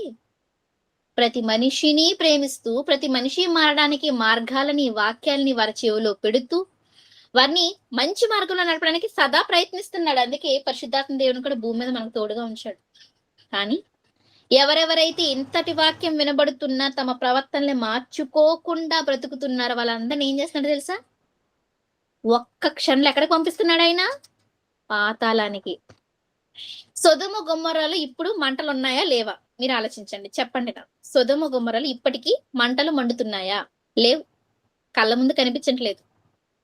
కానీ ఇప్పటికీ భూమి మీద ఎవరైతే మొట్టమొదటిగా పాతాళానికి జారిపోయి అగ్ని జ్వాలలో పడ్డారో, అప్పటి నుంచి ఇప్పటికీ ఏమవుతుందంటే అగ్ని మండుతూనే ఉంది. ఎక్కడా? పాతాళం. ఆరని అగ్ని అన్నాడు దేవుడు దాన్ని. తీక్షణమైన అగ్ని అన్నాడు. ఆరని అగ్ని, తీక్షణమైన అగ్ని ఎక్కడుంది? భూమి కింద, పాతాళ లోకంలో. దేవుడు ఆ రోజు సొదొమ గొమొర్రాలో ఉన్న వారికి చేయవలసిన శిక్ష ప్రకారంగా వారికి జరిగించేశాడు, బ్రతికుంటుండగా చేసేసాడు. కానీ ఇప్పుడు మనకి ఇచ్చిన వెసులుబాటు ఇచ్చాడు. ఏంటో తెలుసా? క్రైస్తవులను మనకేనండి వాటిలో. దేవుని నమ్మని, క్రీస్తుని నమ్మని వాళ్ళకి కాదు. మన క్రైస్తవులమే. కానీ చాలా విషయాల్లో మనం దేవునికి విరోధమైన పాపాలు చేస్తున్నాం, చాలా విషయాల్లో దేవుని బాధపడుతున్నాము. అందుకు దేవుడు ఏం చెప్తున్నాడంటే, మీరు గనక మీ ప్రవర్తనని మార్చుకోకుండా మీకు ఇష్టానుసారంగా, క్రీస్తు నమ్మినా గాని మీకు ఇష్టానుసారంగా బ్రతికితే ఏముంటుంది? తీక్షణమైన అగ్ని ఉంటుంది. హెబ్రీ పత్రిక 10వ అధ్యాయం 26వ వచనం చూద్దాం, చూడండి. ఎవరికి శిక్షలు అనుకుంటే దేవుని నమ్మని వాళ్ళకి కాదు, ఇతర దేవుళ్ళని నమ్మే వాళ్ళకి కాదు. ఎవరికి అంటే హెబ్రీ పత్రిక 10వ అధ్యాయం 26, 27 చూస్తే మనము సత్యమును గూర్చి అనుభవ జ్ఞానము పొందిన తర్వాత బుద్ధిపూర్వకంగా ఏంటి చెప్పండి సిస్టర్, ఒక నిమిషం. సత్యము అనగా ఏంటండి? నిజమా? సత్యము అనగా ఏంటి? వాక్యం. యోహాను సువార్త 17వ అధ్యాయం 17వ వచనం ప్రకారంగా నీ వాక్యమే సత్యము. మనము సత్యమును గూర్చి అనుభవ జ్ఞానము పొందిన తరువాత, అంటే క్రైస్తవులను మనకే చెప్తున్నాడు ఈ మాట. వాక్యాన్ని మనం వింటున్నాం, చాలా సంగతులు మనకు తెలుసు, ఎవరికీ తెలియని గొప్ప సంగతులు మనకు తెలుసు. చరిత్రాత్మక పరంగా అంటారా, లేకపోతే ఏ విషయంలో మీరు చూసుకోండి, శాస్త్రీయ పరంగా అంటారా, బైబిల్లో ఉన్న అన్ని విషయాలు నాకు తెలుసు అంటారా? అయితే ఒక మాట, హెచ్చరిక. సత్యమును గూర్చి అనుభవ జ్ఞానము పొందిన తరువాత బుద్ధిపూర్వకముగా పాపము చేసిన ఎడల, బుద్ధిపూర్వకంగా అంటే తెలిసి తెలిసి కూడా నువ్వు పాపం చేస్తే ఆ పాపములకు బలి ఇక ఉండదు. న్యాయపు తీర్పునకు భయముతో ఎదురు చూచుటయు విరోధులను దహింపబోవు తీక్షణమైన అగ్నియు ఇక ఉండును. అంటే బలి లేదు. బలి లేదంటే అర్థం నీకు ఇక క్షమాపణ లేదు అని. ఆ బుద్ధిపూర్వకముగా పాపము చేసిన ఎడల పాపములకు బలి ఇక ఉండదు. కానీ ఏముంటుంది? బలి ఉండదు అంటే క్షమాపణ ఉండదు. కానీ ఏముంటుందంటే న్యాయపు తీర్పునకు భయముతో ఎదురు చూచుట. అమ్మ నాకేం జరుగుతుంది, నేను ఇలా చేశాను కదా, నాకేం జరుగుతుంది, ఏం జరుగుతుంది అంటే ఏముంది? బలి లేదు, క్షమాపణ లేదు, యేసు బలి కూడా ఇక నీకు లేదు. విరోధులను దహింపబోవు తీక్షణమైన అగ్ని ఇక ఉండును. చూసారా ఏముందట? ఎంత వాక్యం తెలిస్తే ఏంటి లాభం? ఎంత వాక్యం తెలిస్తే ఏంటి లాభం? దేవుడు అంటున్నాడు తీక్షణమైన అగ్ని ఉంది, జాగ్రత్త. కాల్చేస్తాడా? దహించేస్తాడా? కాల్చి పడేస్తానంటాడు. ఎవరైనా లైసెన్స్డ్ గాని ఇంట్లో ఉంటే కాల్చి పడేస్తాను, నాకు హక్కు ఉంది, నాకు రైట్ ఉంది అంటాడు. దేవుడికి లేదా రైట్?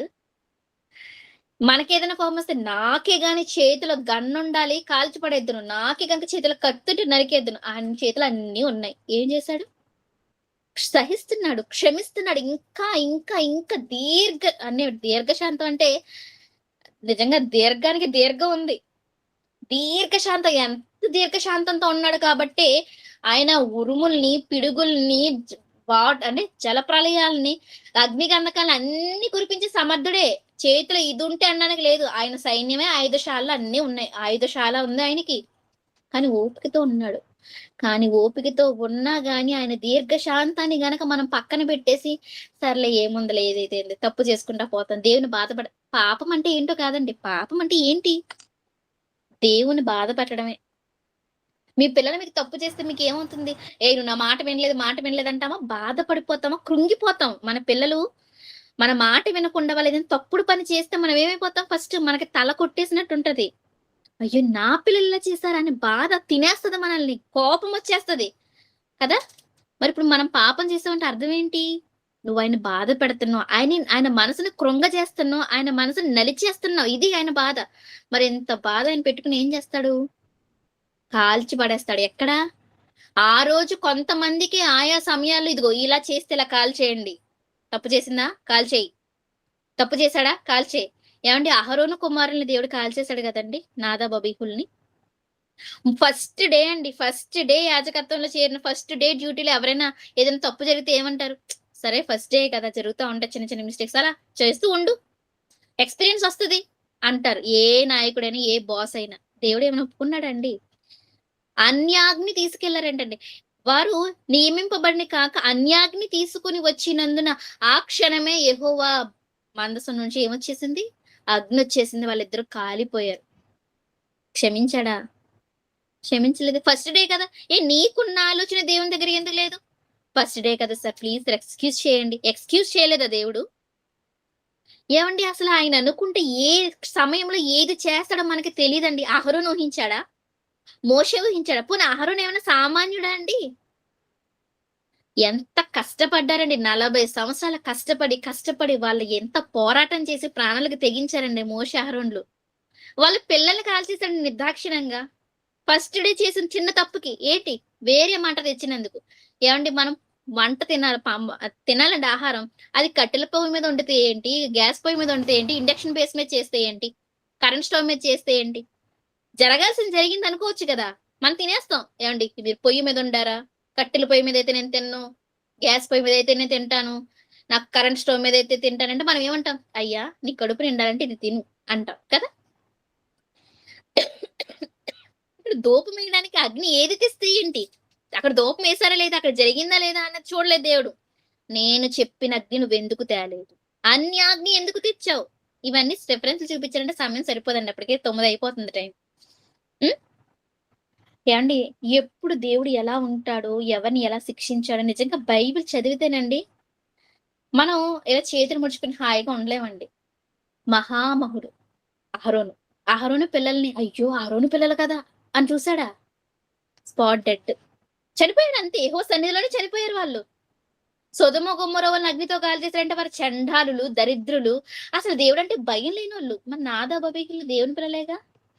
అంటే చిన్న విషయంలో నిర్లక్ష్యంగా ఉన్నందుకని తట్టుకోలేకపోయాడా? ఇప్పుడు మీరు చెప్పండి, దేవుని ఏ సమయంలో ఎలా ఉంటాడో మీరు ఎలా అంచనా వేయగలరు? ఇప్పుడు దీర్ఘశాంతంతో ఉన్నాడు కదా, ఇక దీర్ఘశాంతంతోనే ఉంటాడు యుగయుగాలు అనుకుంటున్నారా? అబ్బే లేదండి. ఏమన్నాడో తెలుసా? యేసుక్రీస్తు వారు ఒక హెచ్చరిక చేశారు. మత్తయి సువార్త 10వ అధ్యాయము 28వ వచనం. మరియు ఆత్మను చంపనేరక, ఇక్కడ చూడండి, ఆత్మను చంపనేరక దేహమునే చంపు వారికి భయపడకుడి, భయపడకుడి, భయపడకుడి. మనం అందరం దేనికి భయపడతాం? ప్రతి మనిషి ఎవరికి భయపడతారు? దొంగలకి, నరహంతకులకి, ఉగ్రవాదులకి, టెర్రరిస్టులకి. అమ్మో బాంబులేసేస్తారేమో, అమ్మో వీడు ఇలా ఉన్నాడు నన్ను చూస్తున్నాడు నా గొంతు కోసి ఏమైనా ఎత్తుకుపోతాడేమో అని వాళ్ళకి భయపడిపోతుంటాం, పాములకు భయపడిపోతుంటాం. దేవుడు ఏం చెప్తున్నాడు? యేసుక్రీస్తు క్లియర్ గా ఏం చెప్తున్నారు? దేహమును చంపు వారికి, దేహమునే చంపు వారికి భయపడకుడి. మళ్ళా చదువుతున్నాను, దేహమునే చంపు వారికి భయపడకుడి, కానీ ఆత్మను దేహమును కూడా నరకములో నశింపజేయగలవానికి మిక్కిలి భయపడుడి. అంటే మనుషులైతే దేహాన్ని చంపేస్తారు, ఆత్మను చంపలేరు. మీరు అనుకుంటున్నారు, అమ్మో కత్తితో కోసేస్తే నా బాధ భరించలేనే, అమ్మో బాంబు పేల్చేస్తే నా అవయవాలు తునాతునకలైపోతాయే అని మీరు ఇలా ఆలోచిస్తున్నారు. ఇలా ఆలోచించకండి. దేహానికి ఉండే బాధ, ఆ ఆత్మ వెళ్ళిపోగానే దేహం ఏమైపోతుంది? బూడిదైపోతుంది. అంతే కదండి. ఆత్మ ఉండగా దేహాన్ని కట్టెల మీద పెట్టి కాల్చారనుకోండి, వాళ్ళు ఉంటారా? అసలు కుదురుగా ఉంటారా? అటు ఇటు కదిలిపోతా ఉంటారు. ఎక్కడ పడాలి, ఎక్కడ మంట ఆర్పుకోవాలనుకుంటారు. కొంత సమయానికి బాడీలో ఉన్న అవయవాలన్నీ కాలిపోయి బాడీ ఏమైపోద్ది? నేల మీద పడుకుని పోద్ది. అంటే దేహానికి బాధ పోయింది, ఎక్కడితో అంతా అయిపోయింది అనుకుంటున్నారు. కానీ అసలు బాధ ఎక్కడ మొదలైంది? ఇక్కడే మొదలైంది. దేహానికి కాలిపోయినా గానీ అది బూడిదైపోయి అక్కడ ఆగిపోయింది. కానీ దేవుడు ఏం చేస్తున్నాడు? మరలా నీ దేహాన్ని తీసుకొస్తాడు. ఏ దేహాన్ని అయితే తల్లి గర్భంలో 9 నెలలు అపురూపంగా చేసుకున్నాడో, ఎన్ని ఆశలతో, ఇదిగో ఈ చిన్ని కళ్ళు వస్తున్నాయి, ఈ కళ్ళు ఏం చేయాలి, ఈ చిన్ని పెదవులు వస్తున్నాయి, ఈ పెదవులతో తన మాటలు ఎలా మాట్లాడాలి, ఈ చేతులు వస్తున్నాయి ఇవేం చెయ్యాలి అని గర్భంలో ఉంటుండగానే దినదినము నిరూపింపబడుచుండగా ఎలాగైతే రాసుకున్నాడో, అంత ప్రేమగా, అంత మమకారంగా, అపురూపంగా చేసిన అవయవాల్ని తన సేవ కోసం వాడకుండా, తన కోసం ఉపయోగించకుండా ఉన్నందుకు అదే దేహాన్ని ఏం చేస్తానంటున్నాడు? నరకములో నశింపచేస్తానంటున్నాడు. ఎలా ఎలా నశింపచేస్తాడు? ఎలా నశింపచేస్తాడండి? అగ్నితో. చదువుకున్నాం కదా, తీక్షణమైన అగ్నితో. చూద్దాం మత్తయి సువార్త 25వ అధ్యాయం 41వ వచనం. అప్పుడు ఆయన ఎడమ వైపు ఉండు వారిని చూచి, శపింపబడిన వారులారా, నన్ను విడిచి అపవాదికిని వాని దూతలకును సిద్ధపరచబడిన నిత్యాగ్నిలోనికి పోవుడి. నిత్యాగ్నిలోకి పోవుడి అన్న వారికి అన్నాడు కదండి. నిత్యాగ్నిలోకి పోవుడి అంటే ఇంకా నిరంతరం కాలుతూనే ఉంటారు. ఆత్మ కాలుతుంది, దేహము కాలుతుంది. ఈ భూమి మీద ఏదైనా మన ఒక మనిషి ఆ మంటలు అంటుకుంటే అతను ఎంతవరకు తను తట్టుకోవాలి? గంట లోపే చనిపోతాడు కదండి. నాకు ఎంత సమయం ఎగ్జాక్ట్ గా నాకు తెలియదు. ఒకవేళ ఒక మనిషికి నిప్పు అంటుకొని అతను చనిపోవాల్సిన పరిస్థితి వస్తే మహా అయితే ఒక గంట లోపు అతను చనిపోతాడు. దేహాన్ని కాలుతూ ఉండొచ్చు, కానీ ఆత్మ తన దేహాన్ని విడిచి వెళ్ళిపోతుంది. కానీ ఒక్కసారి ఈ దేహాన్ని ఆత్మ విడిచిపెట్టి వెళ్ళిన తర్వాత ధనవంతుని ఆత్మ ఎంత కాలంగా బాధపడుతుందండి?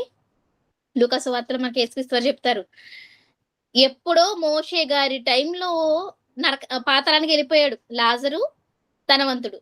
లాజరు గారేమో నెమ్మది పొందే స్థలంలో పరదేశంలో నెమ్మది పొందుతున్నాడు. కానీ ధనవంతుడైన వాడు మోషే గారి కాలం నుంచి యేసుక్రీస్తు వారి కాలం వరకు ఏం చేస్తున్నాడు? యాతన పడుతూనే ఉన్నాడు, కేకలేస్తూనే ఉన్నాడు. భూమి మీద మాట్లాడుకుంటే అబ్బా అబ్బా అబ్బా అని కేకలేస్తారు. చచ్చిపోయిన తర్వాత కేకలు ఆగిపోతాయి. కానీ నరకంలో కేకలు ఆగుతాయా?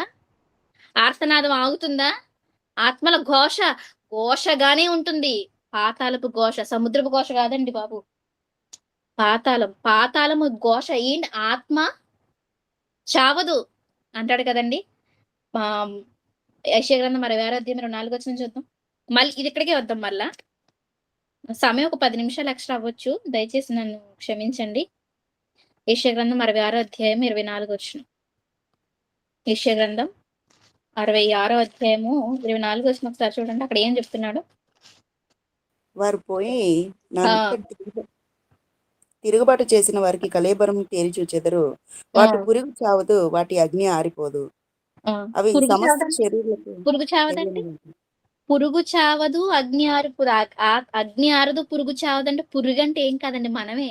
మనల్ని అంటున్నాడు, పురుగు చావదు, అగ్ని ఆరదు. అగ్ని ఆరిపోయింది అనుకోండి, మంచి బతికే అవకాశం ఉంది, కానీ అక్కడ అగ్ని ఆరిపోతుందా? ఆరిపోవట్లేదు. పోనీ అగ్ని మండుతూనే ఉంది, పోనీ పురుగు చచ్చిపోతుందా? అంటే మనిషి చచ్చిపోతాడా? భూమి మీద అయితే చచ్చిపోతారేమో. నరకంలో చావు లేదు, ఆత్మకి చావు లేదు. దేహాన్ని ఆత్మని కూడా నరకంలో సజీవ దహనం చేస్తున్నాడు. దేహంలో ఆత్మ ఉంటుండగా మనిషిని కాలిస్తే ఏమంటారండి దాన్ని? సజీవ దహనం కదా. సజీవ దహనం చేస్తే అది చాలా ఘోరం, భయంకరం అనుకుంటుంటే, చనిపోయామమ్మయ్య, ఈ భూమి మీద బాధలు తట్టుకోలేకుండా చచ్చిపోయావు, అయితే దేవుడు ఏం చేస్తున్నాడు? నువ్వు ఉరిపోసుకుని చనిపోవచ్చు, కానీ చనిపోయిన నిన్ను ఏం చేస్తున్నాడు? నిత్యాగ్నిలో సజీవ దహనం చేస్తున్నాడు. ధనవంతుణ్ణి సజీవ దహనమే చేస్తున్నాడు ఇప్పుడు. అయితే దేహం లేదు ఇప్పుడు. యేసుక్రీస్తు వారి రెండవ రాకడ జరగాలి. అప్పుడు సమాధుల్లో ఉన్న వాళ్ళంతా మేల్కొనాలి. కీడు చేసిన వారు తీర్పు పునరుత్థానానికి లేచి తమ దేహాల్ని ధరించుకొని అప్పుడు నరకంలోనికి వెళ్ళి దేహాన్ని ఆత్మని కలిపి సజీవ దహనం చేయడానికి దేవుడు సిద్ధంగా ఉన్నాడు. మీరు ఇది నమ్ముతున్నారా? నమ్మాలి, విశ్వసించాలి. ఖచ్చితంగా దేవుడు చేసే నెక్స్ట్ స్టెప్ ఇదే. అదేంటి, భూమి మీద ఉన్నప్పుడు దీర్ఘశాంతంతో ఉన్నాడు కదా, అంత ప్రేమామయుడు దహించేస్తాడా? దేవుడు లోకాన్ని ఎంతో ప్రేమించాడు కదా. ఎంతో ప్రేమించిన దేవుడు మనిషిని ఎందుకంటే నరకానికి పంపిస్తాడు అని చాలా మంది అంటారు. నాకు తెలిసిన చాలా మంది, నా బంధువులు లేదా మా మావయ్య గారు ఇలా అంటారు, అమ్మా దేవుడు ఎంత ప్రేమించాడు కదా, నిజంగా పంపించేస్తాడా? మన పిల్లల్ని మనం అంతలా కొట్టుకోలేం కదా, దేవుడు పంపించేస్తాడా? మన కాలుతుంటే ఆయన చూస్తూ ఉండగలడా? ఏ సొదొమ గొమొర్రా వాళ్ళని చూడలేదా? అక్కడ నాదాబు అబీహుల్ని చంపేయలేదా?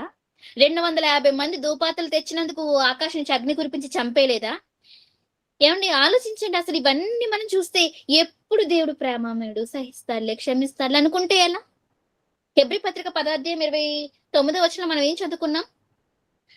ఆ దైవ కృప కలిగి వినయ భయభక్తులతో మనం ఏం చేయాలి? దేవునికి ప్రీతికరమైన సేవ చేయదము. ఎలా అనగా దేవుడు దహించే అగ్ని. నా చిన్నప్పుడు వచ్చేదిలేండి, అగ్ని అంటే అదొక హీరో పెద్ద ఫేమస్ డైలాగ్. అతను అగ్ని, దేవుడు దహించే అగ్నిలో అతను కూడా ఒక పాత్ర కాబోతున్నాడు. సజీవ దహనం ఏమో, దేవుని అంగీకరిస్తే సరి, దేవుని అంగీకరించకపోతే అగ్ని అన్నవాడు ఏమైపోతాడు? అగ్నిలో ఆహుతైపోతాడు. అంటే ఇదంతా ఎందుకు చెప్తున్నాము? ఇది నేను చెప్పిన మాటలండి, నేను రాసుకురాలేదు కదండి, నేను రెఫరెన్స్ రాసుకున్నానేమో, కానీ రాయించిన మాటలు ఇవన్నీ ఎవరివండి? ఒక లేవ్యకాండంలో మాటలు కానీ, ఇర్మియా గ్రంథంలో మాటలు కానివ్వండి, ఆదికాండంలో మాటలు కానీ, ఇంకా చాలా విషయాలు ఉన్నాయండి. యెహోషువ గ్రంథం 7:15 చూస్తే అక్కడ ఆకాను గారిని అయితే కాల్చేయమన్నాడండి. ఇక ఏలియా సందర్భం మనం చూస్తే ఆయన ఒక ప్రవక్త ఏలియా. ఇంచుమించు 100 మందిని ఈజీగా చంపేశాను. ఇదిగో నేనే దైవజనుడినైతే ఆకాశం నుండి అగ్ని వచ్చి వీరిని దహించిన గాక. దహించేసిందా? ఏమండి, యేసుక్రీస్తు వారి దగ్గరున్న యోహాను గారు తక్కువేం కాదండి. వాళ్ళకి యేసుక్రీస్తు వారు బోయ నిర్గేస్ అని పేరు పెడతారు యోహాను గారు వాళ్ళకి. ఎందుకో తెలుసా? ప్రభువా వీళ్ళని రానివ్వలేదు కదా, ఇదిగో ఇప్పుడే ఆకాశం నుంచి అగ్ని దించి వీళ్ళు నాశనం చేసేయమంటావా అని అడిగారు. అంటే వీళ్ళు తలుచుకుంటే ఆకాశం నుంచి అగ్ని దించగలరా? దించగలరు, చంపగలరు ఏలియాలాగా. కానీ యేసుక్రీస్తు వారు ఏమన్నారు? వద్దు, నశించిన దాన్ని వెతక రక్షించడానికి నేను వచ్చానే గాని నశించడానికి మీరు అగ్నితో కాల్ చేస్తే కాల్ చేయండి అనడానికి రాలేదు. ఆ రోజు నా తండ్రి వాళ్ళకి అవకాశం ఇచ్చాడు. మీకు ఆ శక్తి ఉంది కాబట్టి చెప్పమంటావా ప్రభువా, వచ్చేస్తది అన్నాడు. కానీ యేసుక్రీస్తు వారు ఏమన్నారు? వద్దు, సహితం. ఇప్పుడు వద్దు, నేను నశింపజేయడానికి రాలేదు అన్న యేసుక్రీస్తు వారి గురించి బైబిల్ ఏం చెప్పింది? రోమపత్రిక 8వ అధ్యాయం చూడండి, 34వ వచనం. రోమపత్రిక 8వ అధ్యాయం 34వ వచనం.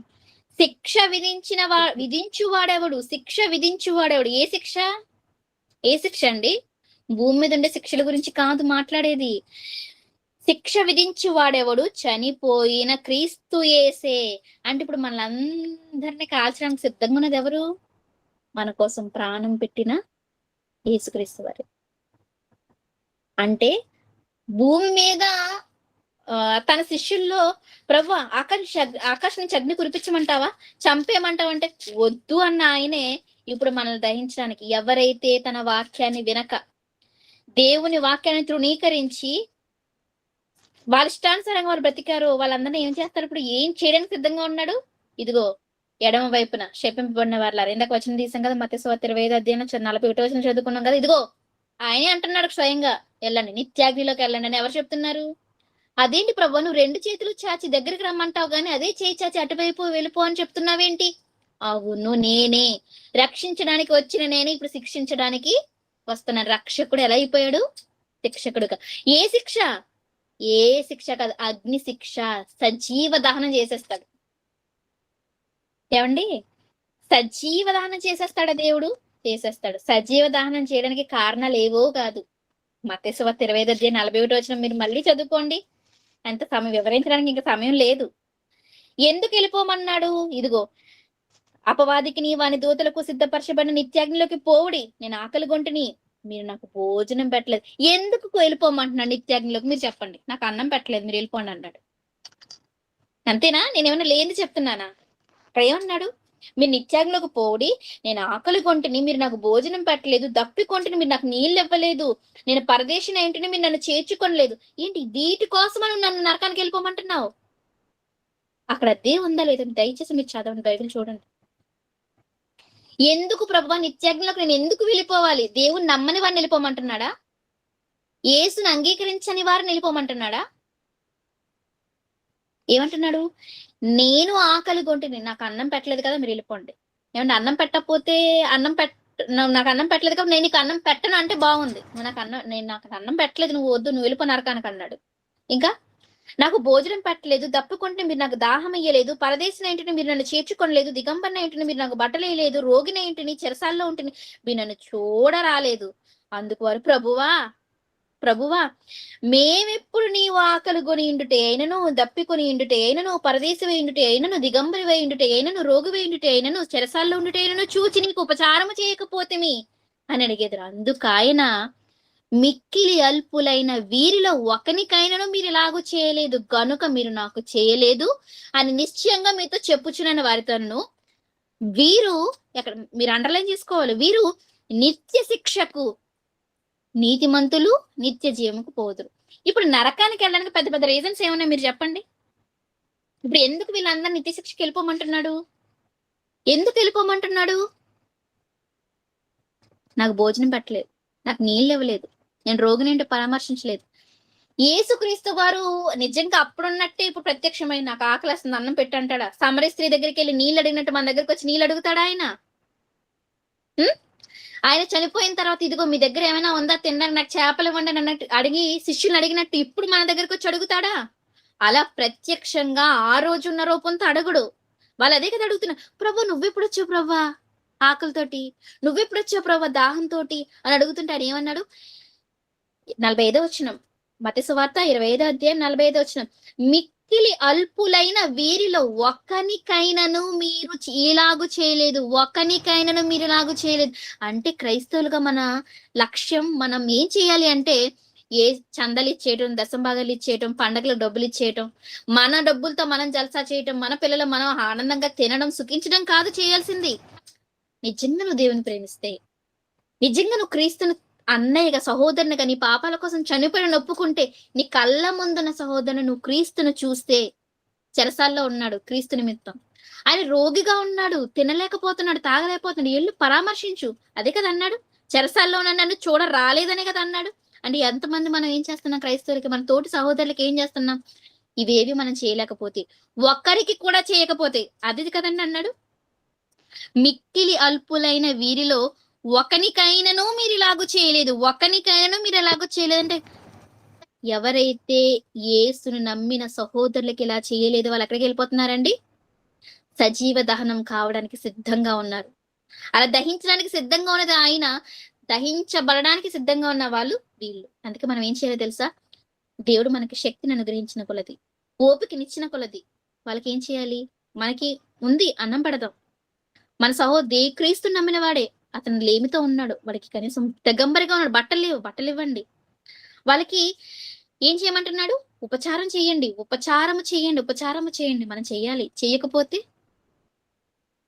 ఏమంటే ఇలా చెప్పుకుంటూ పోతేనండి చాలా విషయాల్లో మనలో లోపాలు ఉన్నవన్నీ సరిదిద్దుకోవాలి. సరిదిద్దుకోకపోతే వినయ భయభక్తులతో ఆయనకు ప్రీతికరమైన సేవ చేయకపోతే మన దేవుడు దహించేస్తాడు. జాగ్రత్త. ఎంత దహించే అగ్నితో మనం సహజీవనం చేయగలమా? సహజీవనం అంటే ఏంటండి? కలిసి ఉండటం. దహించే అగ్నితో సహజీవనం చేయాలి అంటే మనం ఏం చేయాలో తెలుసా? అది మనల్ని కాల్చదు. మళ్ళీ చెప్తున్నాను. అగ్నికుండే గుణం దహించడమే. కానీ మనల్ని అది దహించదు. సహజీవనం చేస్తే దహించదు. ఆయనకి విరోధంగా బ్రతికితే దహించేస్తది నరకంలో.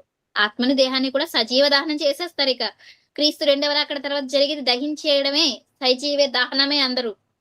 కానీ దహించే అగ్నితో సహజీవనం ఏంటంటారా? అసలు అగ్నితో సహజీవనం చేయడం కుదురుతుందా అంటారా? చిన్న ఎగ్జాంపుల్. షడ్రక్, మేషక్, అబేద్నెగోలను ఎక్కడికి విసిరేశారండి? అగ్నిగుండంలోకి విసిరేశారు. అగ్నికుండే గుణమే కాల్చేయటం. మరి వాళ్ళు కాలిపోయారా? అసలు వాళ్ళ వెంట్రుక గాని, వాళ్ళ వస్త్రాలు గాని అగ్ని వాసన రాలేదట. అసలు ఫస్ట్ రియాక్ట్ అయ్యేదేంటి ఫైర్‌కి? మన హెయిర్ కదా! వెంటనే వాసనొస్తది. కానీ షడ్రక్, మేషక్, అబేద్నెగోలకి అదొచ్చిందా? దహించే అగ్నిలోనే కదా వాళ్ళు పడ్డారు. దహించబడ్డారా?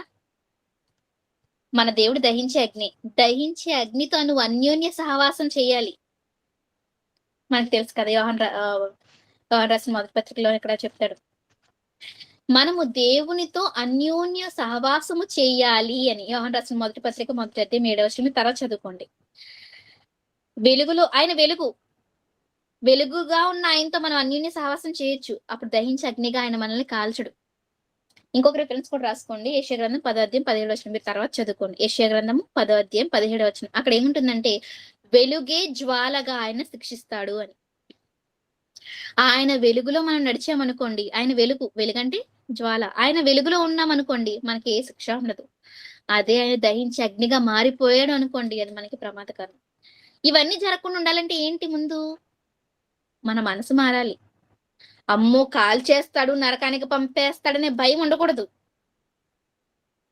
అంటే నరకానికి భయపడి దేవుని దగ్గరికొస్తావా? నరకానికి భయపడి నీ సహోదరుని ప్రేమిస్తావా? నరకానికి భయపడి అమ్మో! కొట్టేస్తారు కాబట్టి, చంపేస్తారు కాబట్టి ఇలా చేస్తే అది శుద్ధ హృదయం కాదు. మనస్ఫూర్తిగా నీ అన్న కోసం, మనస్ఫూర్తిగా నీ కొడుకు కోసం ఎలాగైతే నువ్వు ఖర్చు పెట్టి వాళ్ళకి విలువైనవి, వాళ్ళకి కావాల్సినవి ఉపచారం చేస్తున్నావో, ప్రేమిస్తున్నావో అలాగే నీ తోటి సహోదరుని ప్రేమించగలగాలి. నీ తోటి సహోదరులకి ఇవ్వగలగాలి. అందరిలో క్రీస్తుని చూడగలగాలి. అప్పుడు నువ్వు చేసిన సేవ దేవునికి ప్రీతికరమైన సేవ. ఆ ప్రేమ లేకుండా నా శరీరాన్ని ఇచ్చేస్తాను, నా ఆస్తి ఇచ్చేస్తాను అనుకున్న ప్రేమ లేనివాడైతే నీ సేవ వ్యర్థం, నీ బ్రతుకు వ్యర్థం, నీ భక్తి వ్యర్థం. అందుకే ప్రీతికరమైన సేవని పదాన్ని ప్రయోగించారు అక్కడ. కనుక ప్రియులారా, దహించే అగ్నితో సాజీవనమా, సజీవ దహనమా? దేవుని దగ్గర మన ప్రవర్తన, మన క్రియలు, మన ఆలోచనలు ఎలా ఉండాలి అంటే ఆయనతో అన్యోన్య సహవాసం చేస్తూ, ఆయనతో ఉంటూ, ఆయన ఆ ఆనందాన్ని అనుభవించే వాళ్ళగా, సహజీవనం చేసే వాళ్ళగా మనం ఉండాలి గాని, యోహాను రాసిన మొదటి పత్రిక మొదటి అధ్యాయం 7వ వచనం ప్రకారంగా అలా కాకుండా మన సహోదరుడు రోగి అయినా ఆదరించకుండా, అతని ఆకలితో ఉన్న అతని ఆకలిని పట్టించుకోకుండా, ప్రసంగాలు చేస్తూ గొప్పగా ప్రజల మధ్య ఉన్న అది హితము కాదు. వాళ్ళందరిని ఎక్కడికెళ్ళిపోమన్నాడండి? మీరు నాకు అన్నం పెట్టారా? పెట్టలేదు కాబట్టి పోండి నిత్యాగ్నిలోకి. మీరు బట్టలిచ్చారా? దిగంబరిగా ఉన్నానా? ఇవ్వలేదు కదా! నిత్యాగ్నిలోకి పొండి. అంటే నిత్యాగ్నిలోకి పోవడానికి పెద్ద పెద్ద నరహత్యలేమైనా ఉన్నాయండి అక్కడ? యేసుక్రీస్తు వారు చెప్పిన జాబితాలో మత్తయి సువార్త 25 అధ్యాయం 41 నుంచి 45 వరకు మీరు నరహత్య చేశారు, వ్యభిచారం చేశారు, దొంగతనం చేశారు, వెళ్ళిపోండి అన్నాడా? ఆయన చెప్పిన కారణం ఏంటి? అల్పులైన మిగులు అల్పులు, మామూలు అల్పులు కూడా కాదండి వాళ్ళు. మిగులు అల్పులైన వీరిలో ఒకనికైనాను మీరు ఇలాగ చేయలేదు గనుక మీరు నిత్య శిక్షకి వెళ్ళిపోండి. అంటే నిత్య శిక్షకు వెళ్ళిపోవటానికి, సజీవ దహనం కావటానికి పెద్ద పెద్ద కారణాలు ఏమైనా కనిపిస్తున్నాయా మనకి? నాదాబు, అబీహులు చనిపోవటానికి, సజీవ దహనం కావడానికి చిన్న అగ్ని కారణం. అన్యాగ్ని తేవటం కారణం. మనం నరకానికి వెళ్ళిపోవడానికి కారణాలు ఇవే అయి ఉండొచ్చు. కాబట్టి సరిచేసుకుందాం. ఇలా చెప్పుకుంటూ పోతే చాలా హెచ్చరికలు దేవుడు మనకు చెప్పాడండి. ఈ హెచ్చరికల ద్వారా మనం ఏమవ్వాలి? మేల్కొల్పునందాలి. మనమందరం మార్చుకోవాలి. మన పిల్లలకి, మన కుటుంబానికి, మన సంఘంలో ఉన్న వాళ్ళకి, మన ఫ్రెండ్స్ కి, ఎవరెవరైతే మనకు తెలుసో వాళ్ళందరికీ మాటలు చెప్పాలి. ఒరేయ్ ఇలా ఉంటుందిరా పరిస్థితి నాన్న. ఇప్పుడు నేను నిన్ను కొడితే బాధ ఉండొచ్చు. ఇప్పుడు నేను కొడితే నొప్పిగా ఉండొచ్చు. కానీ దీర్ఘకాలం శిక్ష ఉంటుంది. అక్కడికి మనం వెళ్ళకూడదు. నువ్వు, నేను అందరూ కాపాడబడాలి. యెహోవా యందు మనం ఏం కలిగి ఉండాలి? వినయము, భయము, భక్తి. ఈ భయభక్తులు కలిగి ఉన్నందుననే ఆయన కుమారుడు అంగీకరించబడ్డాడు. హెబ్రీ పత్రిక 7వ అధ్యాయంలో మనకు కనిపిస్తుంది. వినయ భయభక్తులు కలిగి ఉన్నందున ఆయన అంగీకరింపబడెను. ప్రతిదీ చూపించాలంటే సమయం సరిపోదు కదండి. అందుకే నేను సెంటెన్స్ మాత్రమే కేవలం నోటితో చెప్తున్నాను.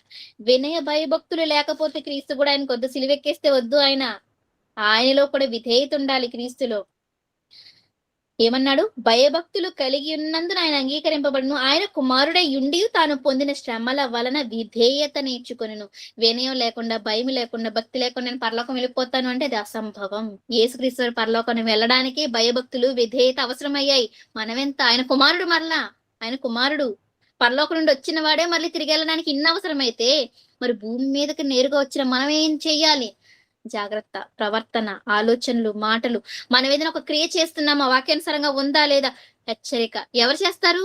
వాక్యమే. మరి వాక్యం హెచ్చరిక చేయాలంటే అందులో ఏముంది? దేవుడు ఏం చెప్పాడు? ఏ పరిస్థితుల్లో దేవుడు ఎలా మారిపోతాడు? ఆయన ఏం చేస్తానన్నాడు? వీటన్నిటిని గురించి మనకి తెలియాలి. తెలిసి మళ్ళీ సంపూర్ణంగా అనుభవ జ్ఞానం పొంది తప్పు చేశామా? ఇక శిక్షే. తీక్షణమైన అగ్నే తప్ప నెమ్మది లేదు. కనుక ప్రియులారా, ఇది ఆ భయపెట్టడానికి చెప్పిన విషయాలు కాదండి. నేను హెచ్చరించుకున్నాను. ఈ విషయాలన్నీ మీకు చెప్తున్నానంటే ఇవన్నీ నేను ఆలోచించాను. నాకు భయం పుట్టింది. అమ్మో, ఈ భయం నా సహోదరులకి కలగాలి. అందుకే దహించే అగ్నితో మనం ఏం చేయాలి? అగ్నితో పెట్టుకోవద్దు. ప్రేమ కలిగి ఉండు. దహించే అగ్నితో ఆయన వెలుగు. నిజం చెప్పాలంటే ఆయన వెలుగండి. సమీపింపరాని తేజస్సులో ఉన్నాడు. ఆయన వెలుగుగా ఉన్నాడు. ఆయనతో అన్యోన్య సహవాసం చేయి. ఆ వెలుగు నీకు మంచిది. కానీ ఆయనకి కోపాన్ని రప్పిస్తే ఆయన ఎలా అయిపోతాడు? దహించి అగ్నిగా మారిపోతాడు. దీర్ఘకాలం శిక్ష విధిస్తాడు. ఇక దాని నుంచి విముక్తి ఉండదు. నాకు అదే భయం పట్టుకుందండి. రోజుకొక మరణ వార్త. నిన్న ఒక ఆయన మా పక్కింటి ఆయన చనిపోయాడు. ఈ రోజు నా బంధువుల్లో ఒక ఆయన చనిపోయాడు. ఇలా రోజు మరణ వార్తలు వింటుంటే అమ్మో, నేను చనిపోతున్న పరిస్థితి ఏంటి? నా పిల్లల పరిస్థితి ఏంటి? ఏమో నేను ఏమైపోతాను? ఇంత వాక్యం తెలిసి వాక్యం చెప్పే పరిస్థితుల్లో ఉండి నేను ఏమైపోతాను అన్న భయం నన్ను పట్టుకుంటుంది. పర్లేదు, నేను సర్దిద్దుకోవాలి. ఈ రోజు నిద్రపోయే సమయానికి నా ప్రవర్తన దేవునికి ఇష్టంగా ఉందా లేదని రోజు నేను భయంతో పడుకుంటున్నాను. ఎందుకంటే రోజు మరణ వార్తలే.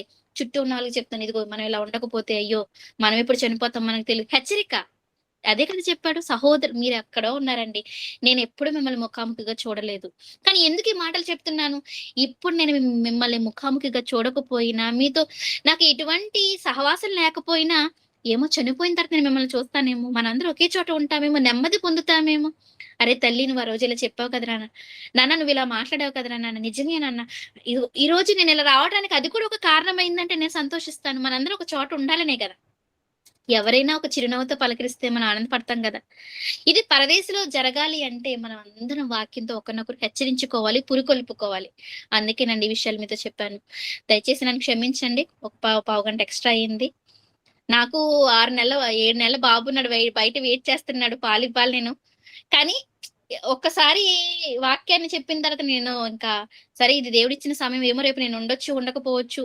ఈ మాటలు విన్న మీరైనా ఒక 10 మందికి ఈ మాటలు హెచ్చరికగా చెయ్యాలి. చెప్పదు. హెచ్చరిక ఉంటేనే మనుషులు బాగుపడతారు. కాబట్టి నన్ను దయచేసి క్షమించండి. అట్ ద సేమ్ టైం ఇంతసేపు వాక్యాన్ని ఓపికగా విన్న మీ అందరికీ కూడా నా ధన్యవాదాలు తెలియజేస్తున్నాను. అందరికీ వందాలండి. పరిశుద్ధమైన తండ్రి, నాయన, మీరు మమ్మల్ని ప్రేమించారు కనుకనే మాకు కావలసిన సమస్తాన్ని ఇచ్చారు. ఇలా ఉండాలి, ఇలా ఉండకపోతే నాకు కోపం వస్తుందని ఒక తండ్రి తన ప్రేమించిన పిల్లలతో ఎలాగైతే చెప్పారో మీరు మాతో అలాగే చెప్పారు. మమ్మల్ని భయపెట్టారు. మమ్మల్ని నీ యందు క్రమంగా ఉంచడానికి, భయభక్తులతో ఉంచడానికి హెచ్చరికలు చేశారు. వీటన్నిటిని మేము పాటిస్తాము తండ్రి. లోపం లేకుండా పాటించడానికి మేము ప్రయత్నిస్తాము తండ్రి. దయచేసి మీ యొక్క దయ, మీ కరుణ మాపై ఉంచండి నాయనా. మేము నీ యందు భయభక్తులు కలిగి మిమ్మల్ని ఆనందపరచాలన్న ఆలోచనలతోనే ఉన్నాము. ఒకవేళ తెలియక, ఒకవేళ పొరపాటున నీకు బాధ కలిగించి ఉంటే, మిమ్మల్ని ఇబ్బంది పరచుంటే దయచేసి మా పాపాలను క్షమించండి. మమ్మల్ని క్షమించండి. దయచేసి అతీక్షణమైన అగ్నిలోకి మమ్మల్ని పంపకండి నాయన. మీతో కలకాలము ఉండాలనే ఆశయంతో మేము బ్రతుకుతుంటుండగా మీ యొక్క వాక్యం చేత మమ్మల్ని బలపరుస్తూ, మీ యొక్క వాక్యం చేత మమ్మల్ని క్రమపరుస్తూ నాయన, మీ బిడ్డలుగా మమ్మల్ని భూమి మీద సజీవులుగా ఇప్పటికీ ఇంకనూ ఉంచారు. అది మీ కృప. ఇది ఎరిగిన మేము మా బ్రతుకులను మేము సరిచేసుకుంటూ, మా భర్తలకు, పిల్లలకు, మా కుటుంబాలను నాయన సాధ్యమైతే చుట్టూ ఉన్న సమాజానికి నీ యొక్క వాక్యం ద్వారా మేల్కొల్పు ఇవ్వడానికి మమ్మల్ని పాత్రగా వాడుకోండి. మీరు మాకు ఇప్పటివరకు ఇచ్చిన ఆరోగ్యాలని బట్టి, మాకు ఇచ్చిన సమృద్ధిని బట్టి, తీరుస్తున్న ఆకలిని బట్టి నాయన, మీకు అన్ని విషయములను బట్టి మీకు కృతజ్ఞతాస్తులు చెల్లిస్తున్నాం. తండ్రి నాయన ఇదిగో తండ్రి ఈ వాక్యాన్ని విన మీ బిడ్డల్ని జ్ఞాపకం చేసుకోండి. వారి యొక్క అనుదిన జీవితంలో మీరు అనుగ్రహిస్తున్న కృపను వారు అర్థం చేసుకొని మీకు ఇష్టంగా బ్రతకడానికి వారు ప్రయత్నం చేయడానికి వారికి సహాయాన్ని దయచేయండి. మీ పరిశుద్ధాత్మ దేవుని మాకు తోడుగా ఉంచి మమ్మల్ని బలపరుస్తున్నందుకు, మా పాపాలను క్షమిస్తున్నందుకు మీ కృతజ్ఞతాస్తుతులు చెల్లిస్తున్నాం. ఇదిగో తండ్రి ఈ ఈ కార్యక్రమాన్ని నాయన జరిగిస్తున్న వారిని జ్ఞాపకం చేసుకోండి. ఇంకా అనేకమైన కార్యక్రమాలు వాక్యం ద్వారా అనేక మందిని నాయన నీ వైపు ఆకర్షించడానికి, పురికొల్పడానికి, మేల్కొల్పడానికి సహాయం దయచేయమని మరొకసారి మీరు మాపై చూపిస్తున్న నీ చల్లని దయను బట్టి మీకు ఎంతగానో స్తోత్రాలు, కృతజ్ఞతలు చెల్లిస్తూ ఈ ప్రార్థన క్రీస్తు యేసు పవిత్రమైన నామంలో మీ పాద పద్మాలకు సమర్పించుచున్నాము తండ్రి. ఆమేన్. అందరికీ వందనాలండి.